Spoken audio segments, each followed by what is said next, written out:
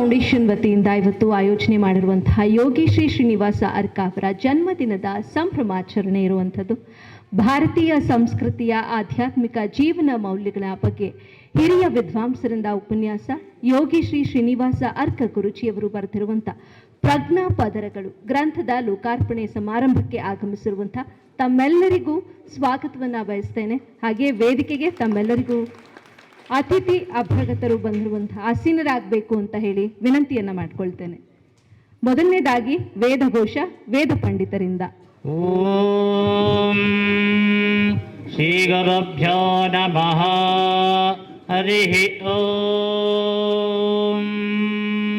ಕ್ಲುಪ್ತಂ ಚ ಕ್ಲುಪ್ತಂ ಕ್ಲುಪ್ತಂ ಚ ಮೇ ಮೇ ಚ ಕ್ಲುಪ್ತಂ ಕ್ಲುಪ್ತಂ ಚ ಮೇ च मे च मे क्लुप्तिः क्लुप्तिर्मे च मे क्लुप्तिः मे क्लुप्तिः क्लुप्तिर्मे मे क्लुप्तिश्च च क्लुप्तिर्मे मे क्लुप्तिश्च क्लुप्तिश्च च क्लुप्तिः क्लुप्तिश्च मे च क्लुप्तिः क्लुप्तिश्च मे च मे च मे मतिर्मतिर्मे च मे मतिः मे बतिर्मे बे बतिश्च च बतिर्मे बे बतिश्च बतिश्च च बतिर्बतिश्च मे च बतिर्बतिश्च मे च मे सुमतिः सुमतिर्मे च मे सुमतिः मे सुमतिः सुमतिर्मे सुमतिश्च च सुमतिर्मे सुमतिश्च सुमतिश्च च सुमतिः सुमतिश्च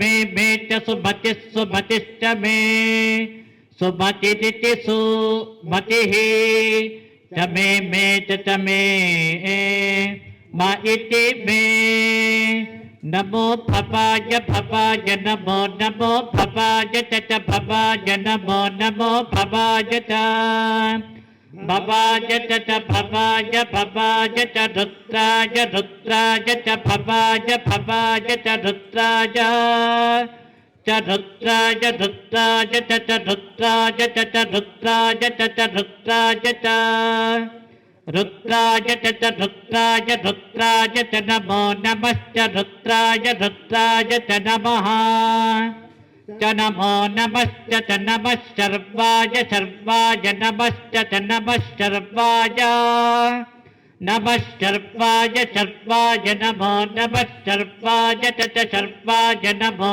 नमः शर्वाय च शर्वाय च शर्वाय शर्वाय च पशुपतये पशुपतये च शर्वाय शर्वाय च पशुपतये च पशुपतये पशुपतये च पशुपतये च पशुपतये च पशुपतये च पशुपतये च पशुपतये पशुपतये च नमो नमश्च पशुपतये पशुपतये च नमः पशुपतये पशुपतये च नमः ये वा पित्रे पित्रजे वै वा पित्रे विश्वदे वाज विश्वदे वाज पित्रजे वै वा पित्रे विश्वदे वाज पित्रे विश्वदे वाज विश्वदे वाज पित्रे पित्रे विश्वदे वाज वृष्टै वृष्टैर्विश्वदे वाज पित्रे पित्रे विश्वदे वाज वृष्टैः विश्वदे वाज वृष्टै वृष्टैर्विश्वदे वाज विश्वदे वाज वृष्टैर्यज्ञैर्यज्ञैर्वृष्टैर्विश्वदे वाज विश्वदे वाज विश्वदे वाजेति विश्वदे वाज वृष्टैर्यज्ञैर्यज्ञैर्वृष्टैर्वृष्टैर्यज्ञैर्विधेम विधेम यज्ञैर्वृष्टैर्वृष्टैर्यज्ञैर्विधेम यज्ञैर्विधेम विधेम यज्ञैर्यज्ञैर्विधेम नमसा नमसा विधेम यज्ञैर्विधेम नमसा विधेम नमसा नमसा विधेम विधेम नमसा हविर्भिर्नमसा विधेम विधेम नमसा नमसा हविर्भिर्नमसा नमसा हविर्भिः हविर्भिरिति हविः भीः यन्नवन्नवञ्जत्यन्नवमैतैन्नवञ्जत्यन्नवमैत नवमैतैन्नवन्नवमैतत्तदैन्नवन्नवमैतत् ऐतत्तदैतैतन्नवनीतन्नवनीतन्तदैतैतन्नवनीतम् तन्नवनीतन्नवनीतं तत्तन्नवनीतमभवदभवन्नवनीतं तत्तन्नवनीतमभवत् नवनीतमभवदभवन्नवनीतन्नवनीतमभवत्यद्यदभवन्नवनीतन्नवनीतमभवत्यत् नवनीतमिति नवनीतम् अभवत्यद्यदभवदभवत्यद सर्पदसत्पत्यदभवदभवत्यद सर्पत् यद सर्पदसत्पत्यद्यद सत्पत्तत्तदसत्पत्यद्यद सत्पत्तत् असत्पदसत्तदसत्पत्तत् सर्पेत् सर्पेत्तदसत्पदसत्तत् सर्पिः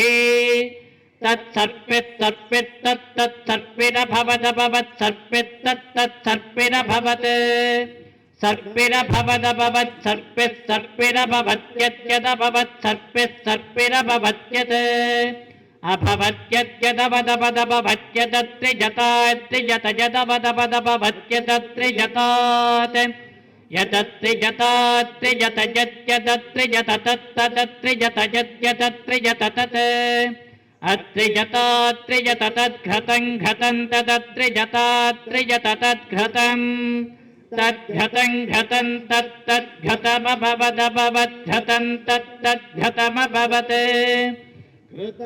अदभवद्घतं घतमभवत् अभवदित्यभवत् सदसस्पतिं पतिं सदसस्सदसस्पतिमद्भुतमद्भुतं पतिं सदसस्सदसस्पतिमद्भुतम् पतिपद्भुतमद्भुतं पतिं पतिमद्भुतं प्रियं प्रियमद्भुतं पतिं पतिमद्भुतं प्रियम् अद्भुतं प्रियं प्रियमद्भुतमद्भुतं प्रियमिन्द्रस्येन्द्रस्य प्रियमद्भुतमद्भुतं प्रियमिन्द्रस्य प्रियमिन्द्रस्येन्द्रस्य प्रियं प्रियमिन्द्रस्य काम्यं काम्यमिन्द्रस्य प्रियं प्रियमिन्द्रस्य काम्यम् इन्द्रस्य काम्यं काम्यमिन्द्रस्येन्द्रस्य काम्यम् काम्यमिति काम्यम् यजमानः सर्वान् सर्वान् यजमानः सर्वान् कामान् कामान् सर्वान् यजमानः सर्वान् कामान् सर्वान् कामान् कामान् सर्वान् सर्वान् कामान् कामान् सर्वान् सर्वान् कामान् हरिः ಓಂ. ಇದೀಗ ಕಾಂತಾರ ಚಿತ್ರಖ್ಯಾತಿಯ ಮೈಸೂರು ವಿಜಯ್ ಮತ್ತು ತಂಡದಿಂದ ನಾದಸ್ವರ.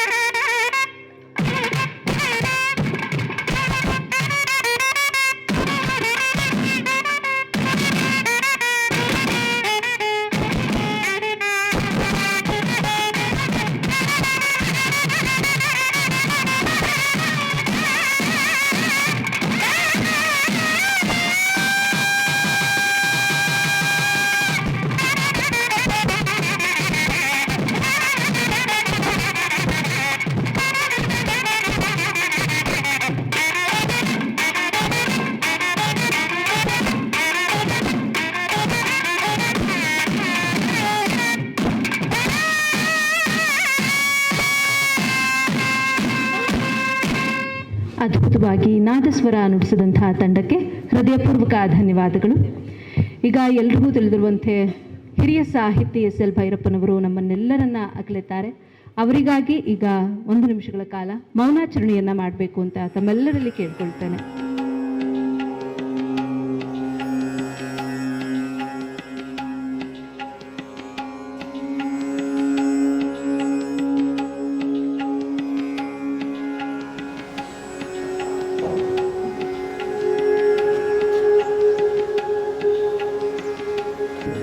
ಫೌಂಡೇಶನ್ ಇಂಡಿಯಾ ಮತ್ತು ವಿಶ್ವದಾದ್ಯಂತ ಸೆಂಟರ್ ಫಾರ್ ಕನ್ಸಿಸ್ಟೆನ್ಸಿ ಅವೇರ್ನೆಸ್ ದತ್ತಿ ಸಂಸ್ಥೆಗಳ ಸಂಸ್ಥಾಪಕರು, ಅರ್ಥಜ್ಞಾನ, ಅಂತಃಪ್ರಜ್ಞೆಯ ಧ್ಯಾನ ಮತ್ತು ಮಾನವ ಸಕಾರಾತ್ಮಕ ಸಂಭಾವ್ಯ ಕಾರ್ಯಕ್ರಮಗಳ ಪ್ರವರ್ತಕರು ಆದಂತಹ ಶ್ರೀ ಯೋಗಿ ಶ್ರೀನಿವಾಸ ಅರ್ಕ ಗುರೂಜಿರವರಿಗೆ ಕಾರ್ಯಕ್ರಮಕ್ಕೆ ಸ್ವಾಗತವನ್ನು ಬಯಸುತ್ತಿದ್ದೇವೆ.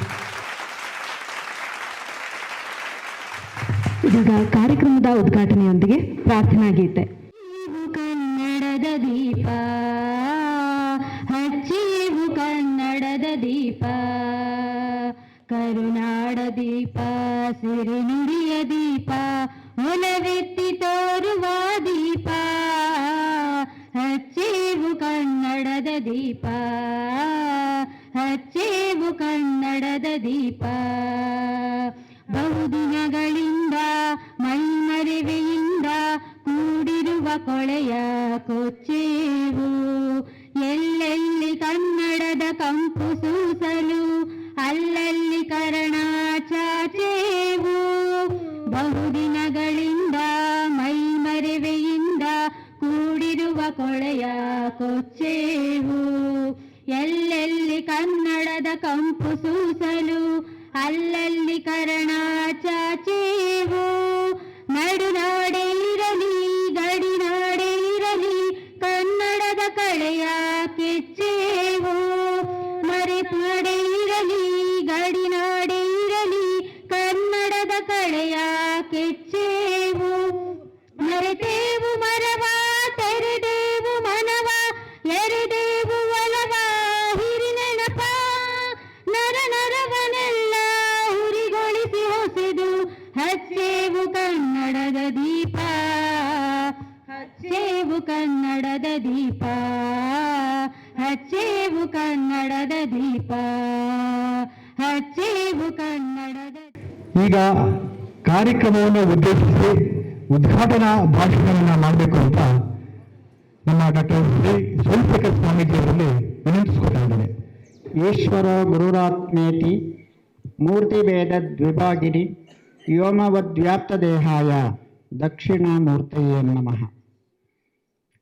ಯೋಗಿಗಳು, ಜ್ಞಾನಿಗಳು, ತತ್ವಚಿಂತಕರು, ಮಹನೀಯರು ಆದಂಥ ಶ್ರೀನಿವಾಸ ಅರ್ಕ ಅವರ ಜನ್ಮದಿನ ಹಾಗೂ ಅವರ ಪುಸ್ತಕ ಬಿಡುಗಡೆಯ ಈ ಪವಿತ್ರ ಸಮಾರಂಭದಲ್ಲಿ ನಾವೆಲ್ಲ ಇಲ್ಲಿ ಸೇರಿದ್ದೇವೆ. ಈ ಕಾರ್ಯಕ್ರಮಕ್ಕೆ ಆಗಮಿಸಿರ್ತಕ್ಕಂಥ ಮಹನೀಯರುಗಳನ್ನು ನಾವು ಬಹಳ ದಿವಸಗಳಿಂದ ನೀವೆಲ್ಲರೂ ಕೂಡ ಬಲ್ಲೆವು. ಇಂತಹ ಒಂದು ಪವಿತ್ರ ಪರಿಸರ, ಒಳ್ಳೆಯ ಅದೇನೋ ಇಂಗ್ಲೀಷಲ್ಲಿ ಹೇಳ್ತಾರಲ್ಲ ಹಾಗೆ ತುಂಬ ಒಳ್ಳೆ ಇದಿದ್ರೂ ಕೂಡ 42 ವರ್ಷದಿಂದ ಮೈಸೂರಲ್ಲಿದ್ರೂ ನಾವು ಇಲ್ಲಿಗೆ ಬರ್ದೇನೆ ತುಂಬ ಮಿಸ್ ಮಾಡ್ಕೊಂಡಿದ್ದೀವಿ ಅಂತ ಅನಿಸುತ್ತೆ. ಇನ್ನು ಮುಂದೆ ನಾವು ಯಾವಾಗಲೂ ಇಲ್ಲಿಗೆ ಬರಬೇಕು ಅಂತ ಅಂದ್ಕೊಂಡಿದ್ದೀವಿ. ಈ ಅರ್ಕ ಫೌಂಡೇಶನ್ ಏನಿದೆ, ಇದನ್ನ ಮಹನೀಯರಾದ ಶ್ರೀನಿವಾಸ ಅರ್ಕ ಅವರು ಸ್ಥಾಪನೆ ಮಾಡಿ ಇಲ್ಲಿಯ ಎಲ್ಲ ಆಧ್ಯಾತ್ಮ ಜೀವಿಗಳಿಗೆ ಜ್ಞಾನದ ಧಾರೆಯನ್ನು ಎರೆಯುವುದರ ಜೊತೆಗೆ ಬೇರೆ ಬೇರೆ ದೇಶಗಳಲ್ಲೂ ಕೂಡ ಇಂತಹ ಅನೇಕ ಆಶ್ರಮಗಳನ್ನು ಸ್ಥಾಪನೆ ಮಾಡಿ ಅಲ್ಲಿಯ ಜನರಿಗೂ ಕೂಡ ಮನಸ್ಸು ಮತ್ತು ಆತ್ಮಗಳ ಸಮಾಗಮದ ಆಧ್ಯಾತ್ಮ ಯೋಗದ ಅರಿವನ್ನು ನೀಡ್ತಾ ಇರತಕ್ಕಂಥದ್ದು ನೀವೆಲ್ಲ ಮೆಚ್ಚಬೇಕಾದಂತಹ ಒಂದು ಕೆಲಸ. ಶ್ರೀನಿವಾಸ ಅರ್ಕ ಅವರು ವ್ಯಕ್ತಿ ಅನ್ನೋದಕ್ಕಿಂತ ಹೆಚ್ಚಾಗಿ ಒಂದು ಶಕ್ತಿ ಅಂತಂದ್ರೆ ಅದಕ್ಕೆ ಹೆಚ್ಚಿನ ಬೆಲೆ ಬರುತ್ತೆ. ಮಹನೀಯರೇ, ಯೋಗ ಎಲ್ಲರೂ ನಮ್ಮ ದೇಶದವರು ಪ್ರತಿಯೊಬ್ಬರು ಯೋಗವನ್ನ ಕಲಿತ್ಬಿಟ್ರೆ ಯಾವ ರೋಗನೂ ಇರೋದಿಲ್ಲ. ಆದರೆ ನಮ್ಮಲ್ಲಿ ಆ ಯೋಗ ಕಲಿಯೋರು ಕಡಿಮೆ. ಇಡೀ ಜಗತ್ತಿಗೆ ಯೋಗವನ್ನ ಪರಿಚಯ ಮಾಡಿದ್ದು ಭಾರತ. ಯೋಗವನ್ನ ಪರಿಚಯ ಮಾಡಿದ್ದು ನಮ್ಮ ಭಾರತದಲ್ಲೇ ಒಂದು 30 ಭಾಗ ಯೋಗ ಮಾಡ್ತಾರೆ ಅಷ್ಟೇ. ಇನ್ನು 70 ಜನ ಯೋಗಾಭ್ಯಾಸ ಯಾರು ಮಾಡೋದೇ ಇಲ್ಲ, ಅದ್ರ ಕಡೆ ಗಮನನೂ ಕೊಡ್ತಾ ಇಲ್ಲ. ಒಂದ್ ಕಡೆ ಹೇಳ್ತಾರೆ, ಯೋಗಾತ್ ಸಂಜಾಯತೆ ಜ್ಞಾನಂ ಜ್ಞಾನಾತ್ ಯೋಗ ಪ್ರವರ್ತತೆ ದಯೋಃ ಸಂಸಿದ್ಧಯೇ ಭೂಮೌ ಶರೀರಂ ರಕ್ಷಯೇತ್ ಬುಧಃ ಅಂತ. ಯೋಗ ಮಾಡೋದ್ರಿಂದ ಸಂಜಾಯತೆ ಜ್ಞಾನಂ, ಜ್ಞಾನ ಪ್ರಾಪ್ತವಾಗ್ತದೆ ಅಂತ. ಜ್ಞಾನಾತ್ ಯೋಗ ಪ್ರವರ್ತತೆ, ಅದು ಮತ್ತೆ ಯೋಗವನ್ನ ಮಾಡಲಿಕ್ಕೆ ಹೆಚ್ಚಿನ ಮನಸ್ಸನ್ನ ಮಾಡಿಸುತ್ತೆ. ಅದರಿಂದ ಆತ್ಮ, ಮನಸ್ಸು, ಶರೀರ ಇವೆಲ್ಲಗಳು ಪರಿಶುದ್ಧವಾಗ್ತವೆ. ಒಂದು ಧೀಶಕ್ತಿ ಬರುತ್ತೆ ಆ ಯೋಗದಿಂದ, ಧ್ಯಾನದಿಂದ ಅಂತಕ್ಕಂಥ ಮಾತನ್ನ ಮಹರ್ಷಿ ಪತಂಜಲಿಯವರು, ಯೋಗಾಚಾರ್ಯರವರು ಅವರು ಅರ್ಥ ಮಾಡಿರ್ತಾರೆ. ಇದನ್ನ ನಾವು ತಿಳ್ಕೊಂಡು ಯೋಗಾಭ್ಯಾಸವನ್ನ ಮಾಡಿದ್ರೆ ಹೆಚ್ಚಿನ ಡಾಕ್ಟರ್ಗಳ ಅವಶ್ಯಕತೆ ನಮ್ಗಿರೋದಿಲ್ಲ. ಪ್ರತಿಯೊಬ್ಬರು ದಯಮಾಡಿ ಅದನ್ನ ಮಾಡಲಿಕ್ಕೆ ಪ್ರಯತ್ನ ಮಾಡಬೇಕು ಅಂತ ಎಲ್ಲ ಪೂಜ್ಯರುಗಳಲ್ಲಿ ಸೇರಿದ್ದಾರೆ. ಇವ್ರ ಸಂದರ್ಭದಲ್ಲಿ, ಇವರ ಸಮಕ್ಷಮದಲ್ಲಿ ನಾವು ಕೇಳ್ಕೊಳ್ತೇವೆ, ದಯಮಾಡಿ ಎಲ್ಲರೂ ಸಾಧ್ಯವಾದಷ್ಟು ಯೋಗ ಕಲೀರಿ, ಬೇರೆಯವ್ರಿಗೂ ಕಲಿಸಿ. ಮತ್ತೆ ಮಹಾಭಾರತದಲ್ಲಿ ಒಂದು ಪ್ರಸಂಗ ಬರುತ್ತೆ. ಎಲ್ಲ ಇದ್ದು ಐಶ್ವರ್ಯ, ಅಂತಸ್ತು, ಅಧಿಕಾರ ಎಲ್ಲ ಇದ್ರೂ ಕೂಡ ಏನು ಮಾಡಬೇಕು ಅಂತ ಗೊತ್ತಿಲ್ದೇನೆ ತಪ್ಪನ್ನೇ ಮಾಡ್ಕೊಂಡು ಹೋದ್ರೆ ಅವ್ರ ಮಟ್ಟ ಎಷ್ಟಿರುತ್ತೆ ಅನ್ನೋದನ್ನ ನಾವು ಗಮನಿಸ್ಕೋಬೇಕಾಗ್ತದೆ. ದುರ್ಯೋಧನ ಯುದ್ಧ ಮುಗಿದಿರುತ್ತೆ ಕುರುಕ್ಷೇತ್ರ ಯುದ್ಧ ಭೂಮಿಯಲ್ಲಿ. ಅವನು ಸತ್ತು ಒಂದು ಜಾಲಿ ಮರದ ಕೆಳಗಡೆ ಹೆಣವಾಗಿ ಬಿದ್ದಿರ್ತಾನೆ. ಅವನ ಕಿರೀಟ ಪಕ್ಕದಲ್ಲಿರುತ್ತೆ, ಕೆಂಪಿನ ಹರಳು. ಆ ಜಾಲಿ ಮರದ ಮೇಲೆ ಒಂದು ಹಂಸ ಪಕ್ಷಿ ಕುಳಿತಿರುತ್ತೆ. ಆಗ ದುರ್ಯೋಧನ ದಷ್ಟಪುಷ್ಟವಾಗಿ ಇದ್ನಲ್ಲ, ಅವನ ತಿನ್ನಬೇಕು ಅಂತ ಒಂದು ರಣಹದ್ದು ಬಂದು ಅವನ ಕೈ ಇರುತ್ತಲ್ಲ, ಕೈ ಕಿತ್ಕೊಳ್ಳೋಕೆ ತನ್ನ ಕೊಕ್ಕ ಹಾಕತ್ತೆ. ಅವಾಗ ಜಾಲಿ ಮರದ ಮೇಲೆ ಕುಳಿತಿದ್ದಂತಹ ಹಂಸ ಪಕ್ಷಿ ಹೇಳುತ್ತೆ, ಏ ಹದ್ದೆ ನಿಲ್ಲು, ನೀನು ಅವನನ್ನು ತಿನ್ನಬೇಡ. ಯಾಕೆ ತಿನ್ನಬಾರ್ದು ಅಂತ ಕೇಳುತ್ತೆ ಹದ್ದು. ಆಗ ಹಂಸ ಪಕ್ಷಿ ಹೇಳುತ್ತೆ, ಹಸ್ತೌ ದಾನ ವಿವರ್ಜಿತವು ಶ್ರುತಿಪುಟವು ಸಾರಸ್ವತದ್ವೇಷಿಣವು ನೇತ್ರೆ ಸಾಧುವಿ ಲೋಕನೇಕರಹಿತೆ ಪಾದೋನ ತೀರ್ಥಂಗತವು ಅನ್ಯಾಯಾರ್ಜಿತ ವಿತ್ತಪೂರ್ಣ ಮುದರಂ ಗರ್ವೇಣ ತುಂಗಂ ಸಿರಂ ರೇ ರೇ ವೃದ್ಧ ಮುಂಚ ಮುಂಚ ನೀಚಂ ಸುನಿಂದ್ಯಮೋಪು. ನೀನು ಕೈ ತಿನ್ನಕ್ ಹೋಗಿದೆಯಲ್ಲ, ಹಸ್ತವು ದಾನ ವಿವರ್ಜಿತವು, ಅದು ಯಾರಿಗೂ 1 ಪೈಸೆ ದಾನ ಕೊಟ್ಟಂತಹ ಕೈ ಅಲ್ಲ. ಯಾತಕ್ಕೆ? ಒಳ್ಳೆ ಕೆಲಸಕ್ಕೆ. ಒಳ್ಳೆ ಕೆಲಸಕ್ಕೂ ಯಾವ ನಾಣ್ಯವನ್ನು ಅವನು ಕೊಟ್ಟಿಲ್ಲ. ಅನ್ಯಾಯ ಮಾಡಕ್ಕೆ ಲಕ್ಷ ಲಕ್ಷ ಕೊಟ್ಟಿದ್ದಾನೆ, ಮೋಸ ಮಾಡ್ಲಿಕ್ಕೆ ಕೊಟ್ಟಿದ್ದಾನೆ, ತಿನ್ನಲು ಯೋಗ್ಯವಲ್ಲ. ಹೋಗ್ಲಿ ಕಿವಿ ತಿನ್ಬೋದಾ? ಬೇಡ. ಶ್ರುತಿಪುಟವು ಸಾರಸ್ವತ ದ್ವೇಷಿಣವು, ಅವನ ಕಿವಿಗಳು ಒಳ್ಳೆಯದನ್ನ ಎಲ್ಲಿ ಕೇಳಿದೆ? ಮೋಸ ಮಾಡೋದು ಹೇಗೆ, ವಂಚನೆ ಮಾಡೋದು ಹೇಗೆ, ಇದನ್ನೇ ಕೇಳಿರ್ತಕ್ಕಂಥ ಕೈ. ನೇತ್ರೆ ಸಾಧುವಿ ಲೋಕನ ನೇಕರಹಿತೆ, ಕಣ್ಣು ತಿನ್ಬೋದಾ? ಅದು ಬೇಡ. ಬಡಬಗ್ಗರನ್ನ ಪ್ರೀತಿಯಿಂದ ಕನಿಕರದಿಂದ ನೋಡಿಲ್ಲ. ತಂದೆ ತಾಯಿ ಗುರು ಹಿರಿಯರನ್ನ ಗೌರವದಿಂದ ನೋಡಿದಂತಹ ಕಣ್ಣುಗಳಲ್ಲ, ಈರ್ಷೆಯಿಂದ, ದುರಾಸೆಯಿಂದ, ಕೋಪದಿಂದ ನೋಡಿರ್ತಕ್ಕಂಥ ಕಣ್ಣುಗಳು, ಅವು ಕೂಡ ತಿನ್ನಲಿಕ್ಕೆ ಯೋಗ್ಯವಲ್ಲ. ಅನ್ಯಾಯಾರ್ಜಿತ ವಿತ್ತ ಪೂರ್ಣ ಮುದರಂ, ಹೋಗ್ಲಿ ಅವನ ಹೊಟ್ಟೆ ತಿನ್ಬೋದ? ಖಂಡಿತ ಬೇಡ. ಕುಕ್ಷವು ತಿಷ್ಠತೆ ಯಸ್ಯಾನ್ನಂ ತಸ್ಯ ಬುದ್ಧಿ ಪ್ರಜಾಯತೆ, ಅವನ ಊಟ ಮಾಡಿರೋ ಇದೆಯಲ್ಲ ಅವನ ಹೊಟ್ಟೆ, ಅನ್ಯಾಯ ಮಾಡಿ ಸ್ವತಃ ದಾಯಾದಿಗಳಾದ ಪಾಂಡವರನ್ನ ಪಗಡೆಯಾಟದಲ್ಲಿ ಸೋಲಿಸಿ ಅವರ ರಾಜ್ಯವನ್ನ ಕಿತ್ಕೊಂಡು ಅನ್ಯಾಯದ ಊಟ ಮಾಡಿರ್ತಕ್ಕಂಥ ಹೊಟ್ಟೆ ತಿಂದ್ರೆ ನಿನಗೂ ಅದೇ ಬುದ್ಧಿ ಬಂದ್ಬಿಡುತ್ತೆ, ಬೇಡ ಅನ್ನೋ ಮಾತನ್ನ ಹೇಳ್ತದೆ. ಅದ್ ಹೇಳುತ್ತೆ. ಮತ್ತೆ ಹೊಟ್ಟೆ ಸಿಕ್ತಲ್ಲ ಏನ್ ಮಾಡ್ಲಿ? ಆಗ ಹೇಳುತ್ತೆ ಅದು ಹಂಸ ಪಕ್ಷಿ. ಅದಕ್ಕೆ ಯಾಕೆ ಯೋಚನೆ ಮಾಡ್ತೀಯ? ಎಷ್ಟೊಂದು ಜನ ಸೈನಿಕರ ಹಣ ಬಿದ್ದಿದೆ. ಇವರೆಲ್ಲ ದೇಶಭಕ್ತರು. ಕೊಡ್ತಕ್ಕಂಥ ಹಣ ಹಣ ಅಂದ್ರೆ 4 ಆಣೆ ಆ ಕಾಲಕ್ಕೆ.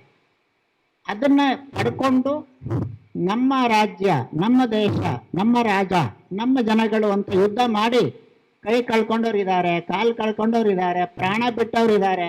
ಇವರೆಲ್ಲ ಸತ್ಯವಂತರು, ದೇಶಕ್ಕಾಗಿ ಪ್ರಾಣ ಬಿಟ್ಟಂತ ಮಹನೀಯರು, ಸತ್ಯವಂತರು. ಯಾರು ಹೆಣ ಬೇಕಾದರೂ ತಿನ್ನು, ನೀನು ಒಳ್ಳೇದಾಗುತ್ತೆ ಅನ್ನೋ ಮಾತನ್ನ ಹೇಳ್ತಾರೆ. ಎಷ್ಟು ಐಶ್ವರ್ಯ ಇದ್ರೇನು, ಅಂತಸ್ತಿದ್ರೇನು, ಅಧಿಕಾರ ಇದ್ರೇನು, ಮನುಷ್ಯ ಹೇಗೆ ಬದುಕಬೇಕು ಅನ್ನೋದನ್ನ ತಿಳ್ಕೊಳ್ಳಿಲ್ಲ ಅಂದ್ರೆ ಕಷ್ಟ ಆಗ್ತದೆ.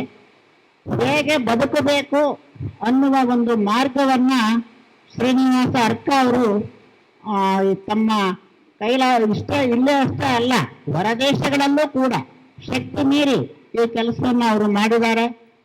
ನಾನಿವತ್ತು ಆರೋಗ್ಯ ಸರಿ ಇಲ್ಲದೆ ಇದ್ರೂ ಕೂಡ ಆ ಮಹನೀಯರ ದರ್ಶನ ಮಾಡಬೇಕು. ಅನಂತ ಅವರು ಹೇಳಿದ್ರು ಅವರು ತುಂಬಾ ಕೆಲಸ ಮಾಡಿದ್ದಾರೆ ಅಂತ, ಅವ್ರನ್ನ ದರ್ಶನ ಮಾಡಬೇಕಲ್ಲ ಅಂತ, ಆರೋಗ್ಯ ಇಲ್ಲದೆ ಇದ್ರೂ ಕೂಡ ನೋಡಲೇಬೇಕು ಅನ್ನೋ ಕಾರಣದಿಂದ ನಾನು ಬಂದಿದ್ದೀನಿ. ಮಾನ್ಯ ಕೆ ಅನಂತರಾಮು ಅವರ ಉಪನ್ಯಾಸ ಕೇಳಿ 3 ವರ್ಷ ಆಗೋಗುತ್ತೆ. ನಾವು ಅವ್ರದ್ದು ಕೇಳಬೇಕು ಅಂತ ಬಂದ್ವಿ, ಆದರೆ ಹೆಚ್ಚೊತ್ತು ಕೂತ್ಕೊಳ್ಳೋಕ್ಕಾಗಲ್ಲ, ಆರೋಗ್ಯ ಸರಿ ಇಲ್ಲದೆ ಇರೋದ್ರಿಂದ. ಇನ್ನು ವಾಜಪೇಯಿ ಅವರೇನಿದ್ದಾರೆ, ಅವರು ಕೂಡ ರಘುರಾಮ್ ವಾಜಪೇಯಿ ಅನೇಕ ಕಾರ್ಯಕ್ರಮಗಳ ಪೋಷಕರು. ಅವರು ಕಷ್ಟ ಕಾರ್ಯಕ್ರಮ ಮಾಡ್ತಾರೆ ಅಂದರೆ ಕೈದೊರೆದು ಕೊಡ್ತಕ್ಕಂಥ ದಾನಿ. ಆದ್ರಿಂದ ಅವರನ್ನು ಕೂಡ ನಾವು ನೋಡಿ ಸುಮಾರು 1-2 ವರ್ಷ ಆಗಿತ್ತು. ಅವರೆಲ್ಲರನ್ನೂ ನೋಡಬೇಕು ಅಂತ ಬಂದ್ವಿ. ಈಗ ಹೆಚ್ಚಿಗೆ ಸಮಯ ಬೇಡ, ಯಾಕೆಂದರೆ ಕಾರ್ಯಕ್ರಮ ಎಲ್ಲ ಮುಗಿದ್ಮೇಲೆ ಪ್ರಸಾದ ವಿನಿಯೋಗ ಎಲ್ಲ ಇರುತ್ತೆ. ಆದ್ದರಿಂದ ಶ್ರೀನಿವಾಸ ಅರ್ಕ ಅವರು ಇನ್ನೂ 10 ದೇಶಗಳಲ್ಲಿ ಒಳ್ಳೆ ಕೆಲಸವನ್ನ ಮಾಡಲಿ, ಭಗವಂತ ಹೆಚ್ಚು ಕೆಲಸ ಮಾಡ್ತಕ್ಕಂಥ ಶಕ್ತಿಯನ್ನ ಅವ್ರಿಗೆ ಕೊಡ್ಲಿ, ಅವರು ಕೂಡ ಕೆಲಸದಲ್ಲಿ ತೊಡಗಿಸ್ಕೊಳ್ಳಿ ಅಂತ ಪ್ರಾರ್ಥಿಸಿ, ಇಲ್ಲಿ ನೆರೆದಿರುವ ಎಲ್ಲ ಮಹನೀಯರಿಗೆ, ಇನ್ನು ಅನಂತ ಅವರು ಇಂಥ ಅನೇಕ ಕೆಲಸಗಳನ್ನ ಮಾಡ್ತಾ ಇರ್ತಾರೆ ಆಗಿಂದಾಗೆ, ಅವ್ರಿಗೂ ಕೂಡ ಈ ಸಭೆಯಲ್ಲಿ ನೆರೆದಂತ ಎಲ್ಲ ಮಹನೀಯರಿಗೆ, ಎಲ್ಲ ತಾಯಂದರಿಗೆ, ಎಲ್ಲ ಮಕ್ಕಳಿಗೆ ನಮ್ಮ ಶರಣಾರ್ಥಿಗಳು. ಜೀವನ ಮೌಲ್ಯಗಳ ಬಗ್ಗೆ ಯೋಗಿ ಶ್ರೀನಿವಾಸ ಅರ್ಕ ಗುರೂಜಿಯವರ ಬಗ್ಗೆ ಅದ್ಭುತವಾದ ಒಂದು ಮಾತುಗಳನ್ನು ಮಾಡಿದ ಶ್ರೀಯುತ ಸೋಮಶೇಖರ ಸ್ವಾಮೀಜಿಯವರಿಗೆ ಧನ್ಯವಾದಗಳು. ಈಗ ಭಾರತೀಯ ಸಂಸ್ಕೃತಿಯಲ್ಲಿ ಜೀವನ ಮೌಲ್ಯಗಳ ಬಗ್ಗೆ ನಮ್ಮ ಹಿರಿಯ ವಿದ್ವಾಂಸರಾದ ಡಾಕ್ಟರ್ ಕೆ ಅನಂತರಾಮ್ ಗುರುಗಳು ಮಾತಾಡಬೇಕು ಅಂತ ವಿನಂತಿಸಿದ್ದಾರೆ. ಓಂ ಭದ್ರಂ ಕರ್ಣೇಭಿಃ ಶೃಣುಯಾಮ ದೇವಾಃ ಭದ್ರಂ ಪಶ್ಯೇಮಾಕ್ಷಭಿರ್ಯಜತ್ರಾಃ ಸ್ಥಿರೈರಂಗೇ ಸುಷ್ಠುವಾಗಂಸಸ್ತನೂಭಿಃ ವ್ಯಶೇಮ ದೇವಹಿತಂ ಯದಾಯುಃ ಸ್ವಸ್ತಿ ನ ಇಂದ್ರ ವೃದ್ಧಶ್ರವಾಃ ಸ್ವಸ್ತಿ ನಃ ಪೂಷಾ ವಿಶ್ವವೇದಾಃ ಸ್ವಸ್ತಿ ನಸ್ತಾರ್ಕ್ಷ್ಯ ಅರಿಷ್ಟನೇಮಿಃ ಸ್ವಸ್ತಿ ನ ಬೃಹಸ್ಪತಿರ್ದಧಾತು. ಓಂ ಶಾಂತಿ ಶಾಂತಿ ಶಾಂತಿ. ಹರಿ ಓಂ ತತ್ಸತ್. ಇಂದಿನ ಸಮಾರಂಭದ ಅಧ್ಯಕ್ಷರಾಗಿರುವಂತಹ ಡಾಕ್ಟರ್ ರಘುರಾಮ್ ವಾಜಪೇಯಿ ಅವರೇ ಈ ಕಾರ್ಯಕ್ರಮವನ್ನು ಉದ್ಘಾಟನೆ ಮಾಡಿ ಉದ್ಘಾಟನಾ ಭಾಷಣ ಮಾಡಿದಂತಹ ಡಾಕ್ಟರ್ ಸೋಮಶೇಖರ ಸ್ವಾಮೀಜಿಯವರೇ, ಪುಸ್ತಕವನ್ನು ಬಿಡುಗಡೆ ಮಾಡಲು ಬಂದಿರುವಂತಹ ಶ್ರೀ ಅಂಶಿ ಪ್ರಸನ್ನಕುಮಾರ್ ಅವರೇ, ವಿಶೇಷ ಅತಿಥಿಗಳಾಗಿ ಆಗಮಿಸಿರುವಂತಹ ನಮ್ಮ ವಿಶ್ವವಿದ್ಯಾನಿಲಯದ ಕುಲಪತಿಗಳಾದ ಶ್ರೀಮಾನ್ ಲೋಕನಾಥ್ ಅವರೇ, ಕಾರ್ಯಕ್ರಮದ ಸಂಯೋಜಕರಾದ ಶ್ರೀಮಾನ್ ಎನ್ ಅನಂತ ಅವರೇ, ಈ ಕಾರ್ಯಕ್ರಮದಲ್ಲಿ ಪಾಲ್ಗೊಂಡಿರುವ ಮಾತೆಯರೇ, ಆತ್ಮಬಂಧುಗಳೇ, ನಿಮಗೆಲ್ಲ ಹೃತ್ಪೂರ್ವಕ ನಮಸ್ಕಾರಗಳನ್ನು ಸಲ್ಲಿಸ್ತಾ ಇದ್ದೇನೆ. ಈ ಕಾರ್ಯಕ್ರಮದ ಕೇಂದ್ರ ಬಿಂದುವಾಗಿರುವಂತಹ ಯೋಗಿ ಶ್ರೀನಿವಾಸ ಅರ್ಕ ಅವರಿಗೆ ಸಾವಿರ ನಮಸ್ಕಾರಗಳನ್ನು ಸಲ್ಲಿಸ್ತಾ ಇದ್ದೇನೆ. ಆತ್ಮಬಂಧುಗಳೇ, ಇಲ್ಲಿ ಒಂದು ಕಾರ್ಯಕ್ರಮ ಅಲ್ಲ, ಅನೇಕ ಕಾರ್ಯಕ್ರಮಗಳ ಒಂದು ಸಮೂಹ. ಅರ್ಕಧಾಮ ಅನ್ನುವ ಸಭಾಂಗಣದ ಉದ್ಘಾಟನೆ, ಸನಾತನ ಭಾರತೀಯ ಸಂಸ್ಕೃತಿಯ ಚಿಂತನೆ, ಪ್ರಜ್ಞಾಪದರಗಳು ಅನ್ನುವಂತಹ ಗ್ರಂಥದ ಬಿಡುಗಡೆ, ಯೋಗಿ ಅರ್ಕರ ಹುಟ್ಟುಹಬ್ಬದ ಸಂಭ್ರಮಾಚರಣೆ, ಹೋಮ ಹವನಗಳ ಏರ್ಪಾಡು, 250 ಪವಿತ್ರವಾದ ಗಿಡಮರಗಳನ್ನು ನೆಡಲಾಗ್ತಕ್ಕಂತಹ ವಿಚಾರ. ಇದೆಲ್ಲ ಆದಮೇಲೆ ಅನ್ನಪೂರ್ಣೇಶ್ವರಿಯ ಆರಾಧನೆ ಇದೆ. ಇಷ್ಟೆಲ್ಲ ಕಾರ್ಯಕ್ರಮಗಳು ಒಂದೇ ವೇದಿಕೆಯಲ್ಲಿ ನಡೀತಾ ಇದೆ. ಬದುಕಿನ ರಸನಿಮಿಷಗಳಲ್ಲಿ ಇದು ಒಂದು ಅಂತ ಹೇಳಬೇಕು. ಚಿರಸ್ಮರಣೀಯವಾದ ಕಾರ್ಯಕ್ರಮ. ನಾವು ಬೇಕಾದಷ್ಟು ಕಾರ್ಯಕ್ರಮದಲ್ಲಿ ಪಾಲ್ಗೊಳ್ತೀವಿ, ಆದರೆ ಇಂತಹ ಕಾರ್ಯಕ್ರಮದಲ್ಲಿ ಪಾಲ್ಗೊಂಡದ್ದು ಯಾವಾಗಲೂ ಇಲ್ಲ.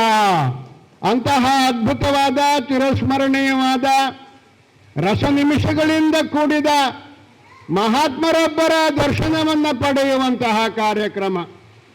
ಯೋಗಿ ಅರ್ಕ ಅಂದರೆ ರಾಜ್ಯ ಮಟ್ಟದಿಂದ ಮೇಲೇರಿ ರಾಷ್ಟ್ರ ಮಟ್ಟಕ್ಕೆ, ರಾಷ್ಟ್ರ ಮಟ್ಟದಿಂದ ಮೇಲೇರಿ ಅಂತಾರಾಷ್ಟ್ರೀಯ ಮಟ್ಟಕ್ಕೆ ಏರಿರುವಂತಹ ಯೋಗೀಶ್ವರರು ಅವರು.